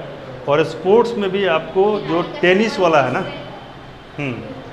किस खेल से, मान लीजिए सुब्रतो कप किससे संबंधित है? फुटबॉल। Uber cup badminton. तो ऐसे चीज़ों को देख लीजिएगा। ग्रैंड स्लैम क्या है, और ग्रैंड स्लैम में यदि कोई, मतलब वैसे तो उसका ग्रैंड स्लैम का विनर और लूजर नहीं देखना है, सबका चारों विनर मेल और फीमेल, ठीक है। कई बार वो एक ही आदमी रिपीट होता है, तो जो अलग है उसको याद कर लीजिए। और जिसमें भारत का कोई आया है वो महत्वपूर्ण है, इसलिए एक समीर बनर्जी को देख लीजिएगा।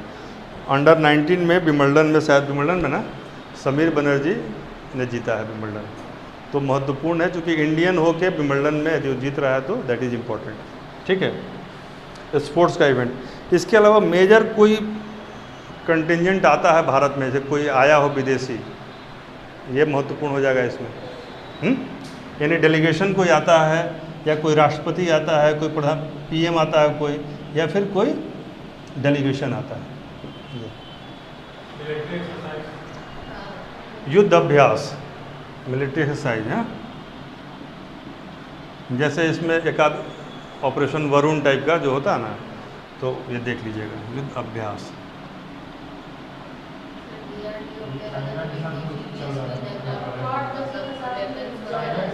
हाँ, जो हाँ हाँ, मत जो तीनों सेना के, जो थल सेनाध्यक्ष, वायु सेनाध्यक्ष, यानी इसको एक वर्ड में लिखेंगे तो रैंक्स, ठीक है, इसको कर सकते हैं। इसके अलावा DRDO का और इसरो का एक्टिविटी यदि कोई हुआ हो तो वो देख लीजिए। क्या क्या है? इसरो और DRDO। UNO भी लिख लीजिए, ठीक है। इसका मेजर जो अंग है UNO का, वो UNSF, ठीक है, ठीक है ना। UNO हो गया। और वो कहाँ है मेरे पास ILO भी हो गया, ठीक है। हाँ, भारत का उसमें क्या स्थिति है ये, ठीक है। तो Indian labour organisation, international labour organisation,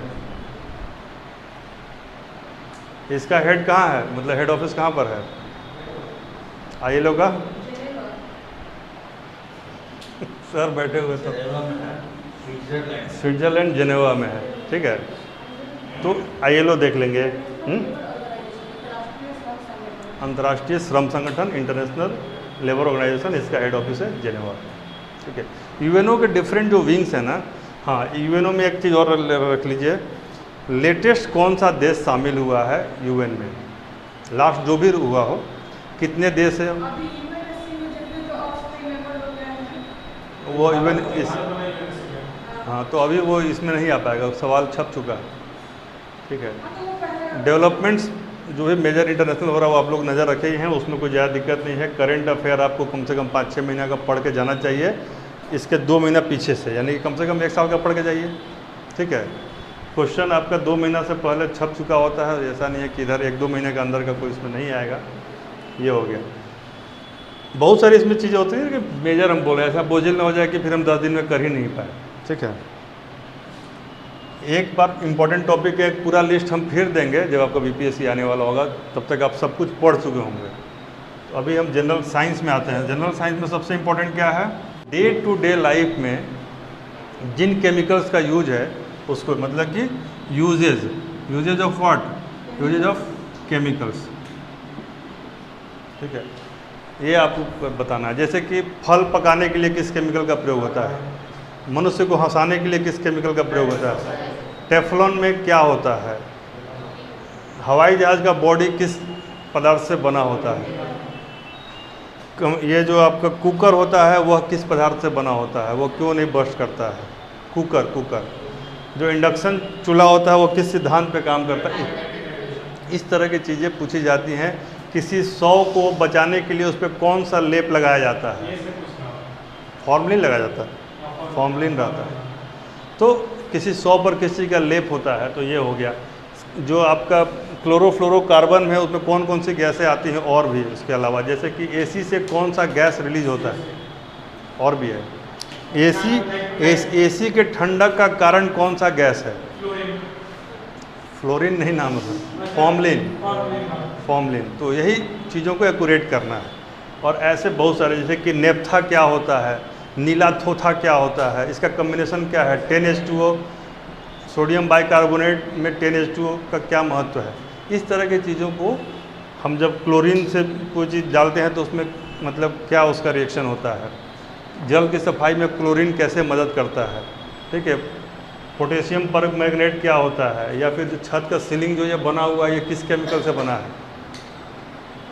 तो अपने आसपास जितनी चीज़ों को आप देख रहे हैं ना, उसमें जो केमिकल है, जो फिजिक्स है, जो अप्लाइड विज्ञान है, उसी को कहते हैं जनरल साइंस।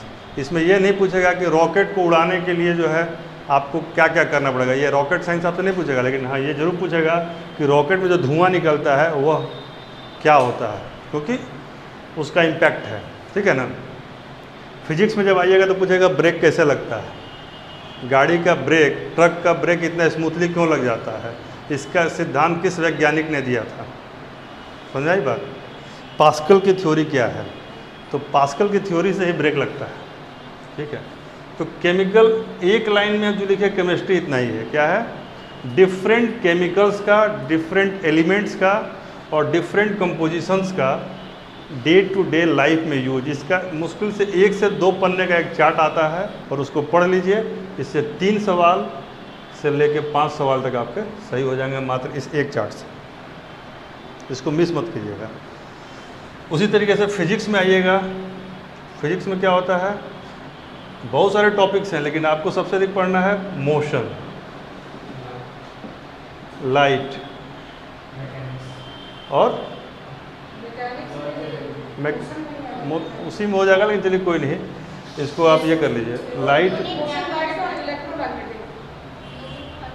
क्या बोले, हाँ यूनिट्स, वो इसी का पार्ट है, लेकिन आजकल पूछ रहा है ये, ठीक है। करंट से पूछ रहा है सवाल, और अप्लाइड को कर दीजिए, ठीक है। अप्लाइड फिजिक्स पूछता है। अप्लाइड फिजिक्स क्या है? जैसे वैक्यूम का यूज़ करके हम कोई दो चीज़ों को जोड़ देते हैं, तो इसमें किसका प्रिंसिपल यूज़ हो रहा है? तैरने में एक तैराक ज़्यादा तेज़ी से तैर रहा है तो उसने किसके सिद्धांत को फॉलो किया हुआ है? पहाड़ पे जाके खाना बना रहे हैं तो दाल पक ही नहीं पा रहा है, ऐसा क्यों हो रहा है? तो ऊंचाई पे जाने के बाद कान से खून आना शुरू हो जा रहा है, ऐसा क्यों हो रहा है? यदि हमारे वैज्ञानिक जाके मैत्री में एक बंद तंबू में मर गए तो ऐसा किस मतलब हमारे देश के वैज्ञानिक थे, लेकिन किसी कारण से उनको नींद आ गई और वो सो गए, और उसमें उन्होंने गर्म करने के लिए स्टोव जला रखा था, तो कार्बन मोनोऑक्साइड के भर जाने से उनका दम घुट गया। तो ऐसा भी एक इंसिडेंट हुआ है, ठीक है। कोई आदमी भारहीनता का अनुभव कब करता है? सुपर कंडक्टिविटी क्या होती है? ये सारी जो चीज़ें आर्टिफिशियल इंटेलिजेंस से संबंधित चीज़ों को पूछता है। और भी आजकल क्या हो रहा है? आजकल दो चीज़ चल रहा है, क्वांटम मैकेनिक्स और आर्टिफिशियल इंटेलिजेंस। तो इन दोनों को भी पूछ सकता है। सुपर कंडक्टिविटी, तो क्वांटम मैकेनिक्स और AI ये देख लीजिए, सुपर कंडक्टर ये देख लीजिए। तो इसमें क्या पूछेगा कि सुपर कंडक्टिविटी में क्या होता है? जैसे अभी हमारा जो बिजली बनता है ना, हम देखिएगा कि बाहर में कितना चलता है, बाहर का तार देखते हैं, मोटा मोटा जो तार जो खेतों में या ट्रैक के बगल बगल जो तार चलते हैं, बोलता है ये 1,32,000 इसमें वोल्ट है ना। फिर कहीं बोलेगा 32,000 है, कहीं बोलेगा 11,000 है। और हमारे घर में जो बिजली की सप्लाई है वो कितना है? 220। तो 1,32,000 ला के और अंत में पहुंचाता कितना है? 220। यानी कहीं ना कहीं ट्रांसमिशन और डिस्ट्रीब्यूशन होता होगा उसका, तब ना वो इस फॉर्म में आता है। तो जब भी इतनी बार उसको ट्रांसमिट करेंगे, यदि मान लीजिए बिजली का उत्पादन हो रहा है भागलपुर में और वहाँ से NTPC से हमारे पास यदि बिजली आ रही है, तो इसमें TND लॉस होता है। तो रेसिस्टेंस के चलते उसका लॉस होगा और डिस्ट्रीब्यूशन के चलते भी लॉस होता है। कोई भी चीज़ यदि सीक्वेंस में है तो उसमें बिजली का खपत दूसरा होता है, और सीरीज में है तो उसका खपत दूसरा होता है। तो इन चीज़ों को समझते हुए यदि हम ऐसा कोई चीज़ ईजाद कर पाएँ जो कि रेसिस्टेंस कम पैदा करे, तो क्या होगा? TND लॉस कम होगा। तो समान चीज़ों के जनरेशन में भी हम ज़्यादा बिजली का भुगतान कर पाएंगे, यानी ज़्यादा सप्लाई कर पाएंगे। तो इसलिए क्या होता है कि वैसे तत्वों से तार बनाने का प्रयास किया जा रहा है जो महंगे भी कम हो और जिनका रेसिस्टेंस भी कम हो।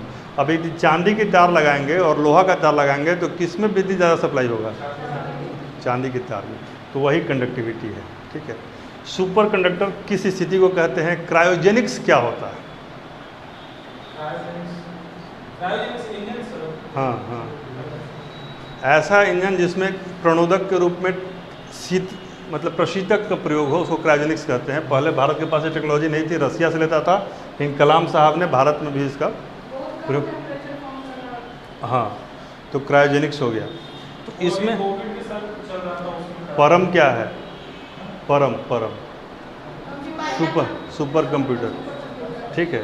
तो इस तरह की चीज़ों का, लेकिन खास करके आपको देखना है कि मान लीजिए हमको अनंत प्रतिबिंब बनाना है तो क्या व्यवस्था बनानी पड़ेगी? अनंत, देखिए सवाल सुन लीजिए पूरा। हमें अनंत यानी कि इनफाइनाइट इमेज फॉर्मेशन करना है, तो हमें यहाँ पर क्या, मान लीजिए यहाँ पर हम बोले मेरा इनफाइनाइट इमेज आना चाहिए, तो बस एक मिरर यदि यहाँ लग जाए और एक मिरर वहाँ लग जाए तो बीच में जितने भी इमेज होगा वो अनंत हो जाएगा। कॉनकेव लेंस और कॉन्वेक्स लेंस में क्या डिफरेंस होता है और क्या प्रॉपर्टी का फ़र्क होता है, ये देख लीजिएगा, मैं पूछ नहीं रहा हूँ, ठीक है। इसी तरीके से किसी व्यक्ति को यदि मतलब शॉर्ट साइटेडनेस है और किसी को फार साइटेडनेस है, निकट दृष्टि दोष है और दूर दृष्टि दोष है, तो निकट दृष्टि दोष वाले को कैसा दिखाई देगा? उल्टा हो गया। इसको एकदम क्लियर कर लीजिए, नहीं तो 10 में 5 बार गलती। हम जितने लोगों से मिलते हैं या स्टूडेंट्स हैं, वो आधे लोग इसको गलत करते हैं। समझ में आ रही है बात? निकट दृष्टि दोष, इसको क्या बोलते हैं इंग्लिश में? मायोपिया है। मायोपिक विजन, और दूरदृष्टि दोष हाइपर मायोपिक। होता क्या है, निकट, जैसे मान लीजिए किसी को पीने की आदत है, क्या आदत है, पीने, तो हम लोग क्या कहते हैं इसको, पीने की आदत है, यही ना कहेंगे, यही ना कहेंगे। तो उस व्यक्ति को देखना क्या है, दूर भी देखना है और नज़दीक भी देखना है, लेकिन वो केवल नज़दीक देख रहा है ठीक से, दूर देख ही नहीं पा रहा। तो उसको दोष कौन क्या हुआ, केवल निकट देखने का दोष लग गया उसको। अच्छा, निकट में सिर्फ निकट दिखता है। बस यही इसका थ्योरी पकड़ लीजिए। निकट दृष्टि दोष जब होगा तो केवल निकट देखेगा, तो ये गलती होगी ना। आपको बनाया गया है निकट और दूर दोनों देखने के लिए, और आप लगे केवल निकट देखने, तो गए काम से। और दूर दृष्टि दोष क्या होता है, केवल दूर देखने की आदत पड़ जाए तो उसको दूर दृष्टि दोष कहते हैं। यानी कि बात क्लियर हो गई। तो ऐसी चीज़ों को यहाँ देख लीजिए, ठीक है। ज़्यादा बोझिल ना करते हुए आइए बायो में। फिजिक्स के बेसिकली लाइट्स के मोशन में क्या है कि जब भी मोशन का बात होगा तो लोग को न्यूटन याद आता है, नहीं, लेकिन MLT-2 वाला जो कंसेप्ट आप लोग है वो सब देख लीजिएगा, किसमें डायमेंशंस है, ठीक है। इम्पल्स और फोर्स में क्या फ़र्क होता है, स्पीड और वेलोसिटी में क्या फ़र्क होता है, mgh और 1/2 होता है या 3 होता है kV², हाफ NV², और mgh क्या होता है, और अवोगाद्रो नंबर क्या है, मोल नंबर के, ये सब याद कर लीजिएगा। कुछ चीज़ें याद ही अच्छी लगती हैं, ठीक है। तो फिजिक्स में आप इन सारी चीज़ों को लेके चलेंगे। इसका क्लास जब होगा तो कुछ चीज़ें हम भी बताएंगे, कुछ चीज़ें सर भी बताएंगे, क्योंकि सर का बैकग्राउंड है, लेकिन इसको हम लोग इंटरेस्टिंग तरीके से करेंगे। आइए, बायो में 2 सेगमेंट है, बॉटनी और जूलॉजी, ठीक है। तो इसमें बेसिकली हम लोग शुरुआत करें किसी के लिए भी तो कोशिका से स्टार्ट करेंगे। शुरुआत उसी से, तो माइटोसिस मियोसिस का देख लीजिए। हर बार पूछता है और हर बार आदमी गलती करता है, पता नहीं कि हम क्यों कोशिका नहीं पढ़ सकते हैं। कोशिका पढ़ लीजिए, कैसे फॉर्मेशन होता है, माइटोसिस क्या होता है, मियोसिस क्या होता है, देख लीजिए। प्रोकैरियोटिक सेल किसको कहते हैं, यूकैरियोटिक सेल किसको कहते हैं, अमीबा और हाइड्रा में किस स्टेज का डिफरेंस है, ये देख लीजिए। ये बहुत ज़्यादा समझ नहीं लगा, जिससे खोलिएगा कि नहीं हमको बायोलॉजी में थोड़ा बेसिक कंसेप्ट समझना है, उसके बाद आगे बढ़ना, तो ये सब समझ में आ जाएगा। फ्लोरा क्या है, फौना क्या है, नहीं, इन चीज़ों को देख लीजिए। फिर एक लिस्ट बनाइए, आलू, प्याज, अदरक, लहसुन, उसमें लिख दीजिए और लिखिए कि ये तना है कि जड़ है कि फूल है कि गुच्छ है। तो आपका एक सवाल यहाँ से भी आ जाएगा, यानी जड़, कंद, तना, ठीक है ना। इन तरह की चीज़ों को आप कर लेंगे। इसके अलावा जो सबसे इम्पोर्टेंट है इसमें, मानव रोग, किस कारण से कौन सा रोग हो रहा है। अब ज़िंदगी बीत जाता है, लोग रोग के बारे में पता नहीं कर पाते हैं। और ये हैं, हमेशा गलत मार के आएंगे। और एक बार हमारे क्लास में पढ़ लीजिएगा, ज़िंदगी में कभी रोग में गलती नहीं हो सकती है, लगेगा कि हम आधा डॉक्टर खुद हो गए। क्या कारण है, उसको बस आप एक चार्ट बनाना है। एक चार्ट ऐसे ही जैसे हमने बनाया ना, वैसे एक चार्ट बनेगा। यहाँ लिखा रहेगा वायरस, यहाँ लिखा रहेगा बैक्टीरिया, यहाँ लिखा रहेगा प्रोटोजोआ, फंगस, हैं, और एक हो जाएगा एक्वायर्ड डिजीजेज, एक हो जाएगा हेरिडिटरी डिजीजेज, आनुवंशिक, और एक हो जाएगा इन सबसे अलग। तो ये जब आप करेंगे, ज़्यादा हम लोग ज़्यादा जूलॉजी ही पूछता है, बॉटनी तो बहुत कम ही पूछता है, ठीक है।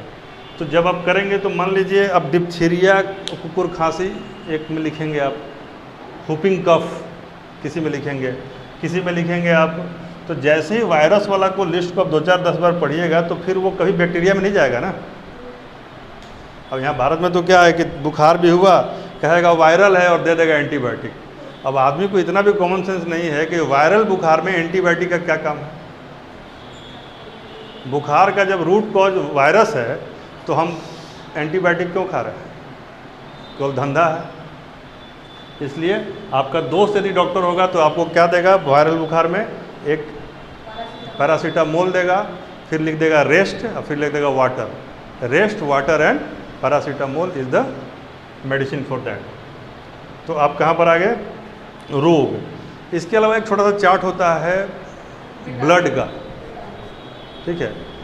माता पिता का क्या ब्लड ग्रुप होगा तो बच्चे का क्या ब्लड ग्रुप होगा।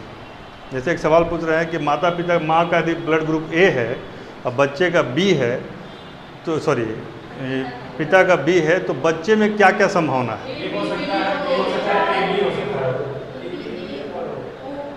ए बी नहीं होगा, ए हो सकता है या बी हो सकता है या ओ हो सकता है, ए बी चारों हो सकता है, ठीक। ए बी बी और ओ, ठीक है।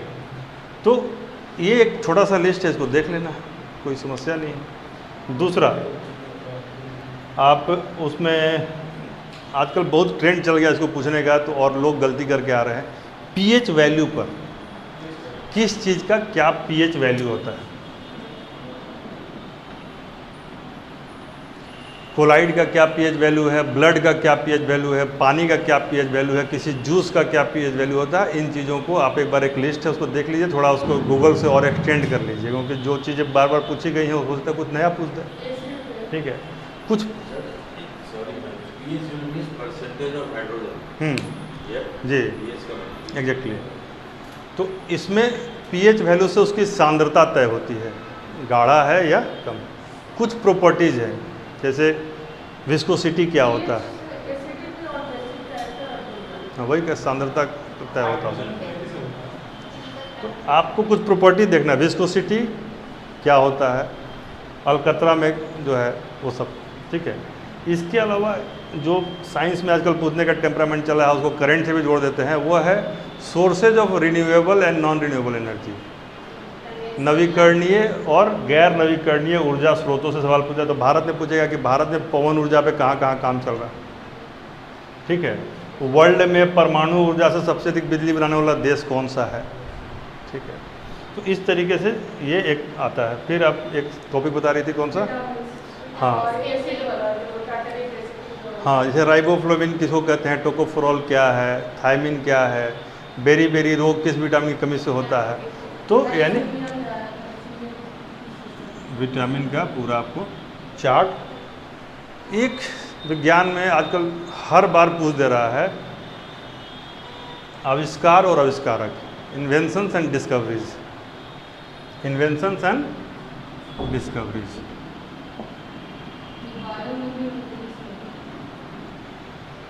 जैसे आप लोगों को पता है कि बलून, हॉट एयर बलून का आविष्कार किसने किया था।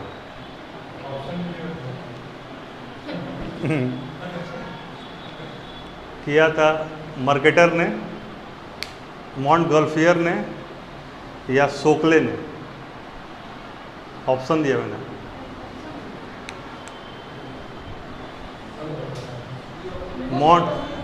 मॉन्टगोल्फियर ने किया था हॉट एयर बलून का आविष्कार। ऑक्सीजन का आविष्कार किसने किया था। प्रिस्टले ने। थॉमस कुक ने क्या किया था। रॉबर्ट कुक ने सेल। स्वान कौन थे। बॉटनी का फादर किसको कहा जाता है। ज्योमेट्री का फादर किसको कहा जाता है।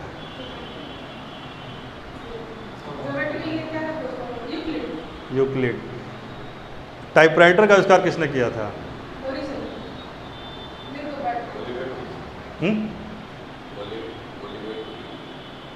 नहीं सर, सोल्ज नाम था शायद, मुझे ध्यान आया, सोल्ज ने किया था। ऐसे आविष्कार और आविष्कारक का लिस्ट पूरा आप लोग याद कर लीजिएगा। मैंने जब हम क्लास 6 में थे तब इसका लिस्ट याद किए थे, और दोबारा मतलब यदि कम से कम 150 आप नाम लिखेंगे तो शायद 1 या 2 गलत होगा, मतलब उसका रिवीजन कभी नहीं किए हैं, फिर भी हमको उतना याद है। तो अपनी मेमोरी को बैक कीजिए, ठीक है। और ये जो भी आपको हम बता रहे हैं ये उसी लिस्ट से बता रहे हैं, अभी उसमें ऐड ऑन नहीं हुआ है। आज की किताब में भी उससे कम ही रहता है, वो खन्ना एवं वर्मा की किताब पहले आती थी, उसमें एक लिस्ट मिला तो मैं अभी इसको आज रट जाते हैं, तो कई बार रटा हुआ काम करता है। तो ये हो गया। इसके अलावा इसमें और क्या रहता है साइंस में जो प्रोमिनेंटली क्वेश्चन आते हैं, कुछ आप लोग के ध्यान में आ रहा हो। हाँ, ये बहुत इंपॉर्टेंट इसने बताया। कोई भी इन्वायरमेंट संबंधी जितने भी चीज़ें हैं ना, जैसे कि Basel norms, Kyoto protocol, global warming, carbon footprint, ठीक है, लॉज से, हाँ थ्योरी जो लॉज हैं, इंपॉर्टेंट लॉज हैं साइंस के, उससे भी आता है, वो सब उसी में आ जाएगा, मेंटल वगैरह लॉज में ही आ जाएगा। तो ये सारा आ गया। इसके आप लोग टेम्परामेंट समझिए कि जो इंपॉर्टेंट टॉपिक, मतलब पूरा पढ़ने की जरूरत नहीं है, इंपॉर्टेंट टॉपिक्स को इनको जरूर कर लीजिए, फिर उसके बाद कुछ और कीजिएगा समय बचे तो। ये नहीं कि पहले दूसरा कुछ कर लिए और ये हमारा छूट गया, ठीक है, ये कर लेना है। बाकी स्टेट स्पेशल में करना नहीं है। जितना चीज़ हम लोगों ने इधर बताया है ना, स्टेट के संदर्भ क्या है वहाँ के, जैसे कि आपके यहाँ क्या है, झारखंड देने जा रहे हैं, भोजपुरी में है चाव होखी कम गोंड खोंड संधाल, ये क्रम है। क्या है भोजपुरी का, आप लोग भोजपुरी समझते ही होंगे, चा भ हो खी क म गोंड गोंड खोंड संथाल। चुआर विद्रोह, भील विद्रोह, हो विद्रोह, खासी विद्रोह, कोल विद्रोह, मुंडा विद्रोह, गोंड विद्रोह, खोंड विद्रोह, संथाल विद्रोह।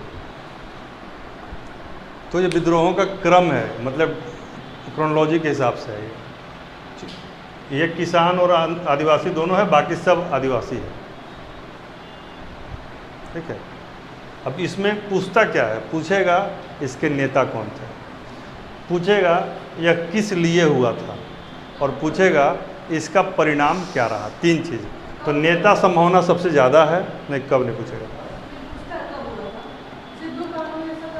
कभी डेट पूछने की परंपरा नहीं है। डेट आज तक 3 बार ही पूछा गया। कृष्णदेवराय के बारे में पूछा गया कि कृष्णदेवराय कब के राजा थे, उनका जन्म कब हुआ था, वो रहेगा भी तो क्रॉस करने के लिए रहेगा, 4 इधर 4 उधर, तो वो आप क्रॉस कर लें। तो इसको आप देखेंगे कि इसका नेता कौन था, सबसे इम्पोर्टेंट है, वो पूछेगा, और यह किस लिए हुआ था, जिस क्षेत्र में हुआ उसका कारण क्या, ठीक है। तो स्टेट स्पेशल में इतना ही। स्टेट का कोई योजना चल रहा हो, जैसे कि मान लीजिए कन्या उत्थान योजना अभी बिहार में है, तो आप जिस स्टेट में देने जा रहे हैं उसका योजना को ज़रूर देख लीजिएगा। ज्योग्राफी हिस्ट्री तो बता ही चुके हैं, वो देखना है, तो योजना देखना है उसका, और हिस्ट्री ज्योग्राफी देखना है।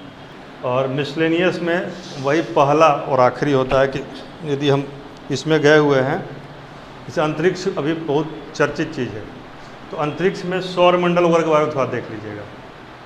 क्या देखिएगा वही बता रहे हैं। सवाल जो आएगा, हो सकता है ये आ ही जाए सवाल, कि पृथ्वी का प्लेसमेंट कहाँ है, इसके पहले कितने ग्रह हैं और इसके बाद कितने ग्रह हैं, एस्टेरॉइड्स कहाँ पर ज़्यादा पाए जाते हैं, सबसे अधिक सैटेलाइट किस प्लैनेट के हैं, ठीक है।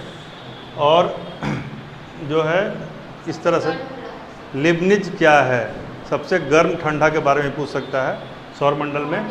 इसके अलावा ब्लैक होल क्या होता है, रेड जायंट क्या होता है, ये सारी चीज़ें कई बार पूछी जाती हैं। इसके अलावा अंतरिक्ष में सबसे पहले कौन, उस दिन हम बोले भी थे आप लोगों को, सबसे पहला व्यक्ति कौन गया अंतरिक्ष में, कौन गया था, यूरी गागरिन। अंतरिक्ष में जाने वाला फर्स्ट आदमी यूरी गागरिन। पहली महिला कौन गई, वैलेंटिना तेरेस्कोवा। पहली कुतिया कौन गई, लाइका, ठीक है। भारत का कौन व्यक्ति सबसे पहले गया, राकेश शर्मा। और भारतीय मूल की पहली महिला जो अंतरिक्ष में गई, कल्पना चावला। किससे गई थी, क्या गई थी, वो भी देख सकते हैं। भारत का पहला स्पेस मिशन कब लॉन्च हुआ, उसका क्या नाम था, ठीक है ना। ऐसी चीज़ों को आप लोग, जो पहली बार कौन चढ़ा, किस पर, हिमालय पर, उसके साथ कौन गया, कौन ऐसा आदमी है जो सबको चढ़ाते गया, जो लोकल आदमी था। लोग 1 या 2 बार जाते, वो बार जा रहा, ठीक है। संतोष यादव कौन थी, बछेंद्री पाल कौन थे, ठीक है। तो मिहिर शर्मा कौन थे, पीटी उषा। इस बार हो सकता है कि मिल्खा सिंह से सवाल पूछ दे।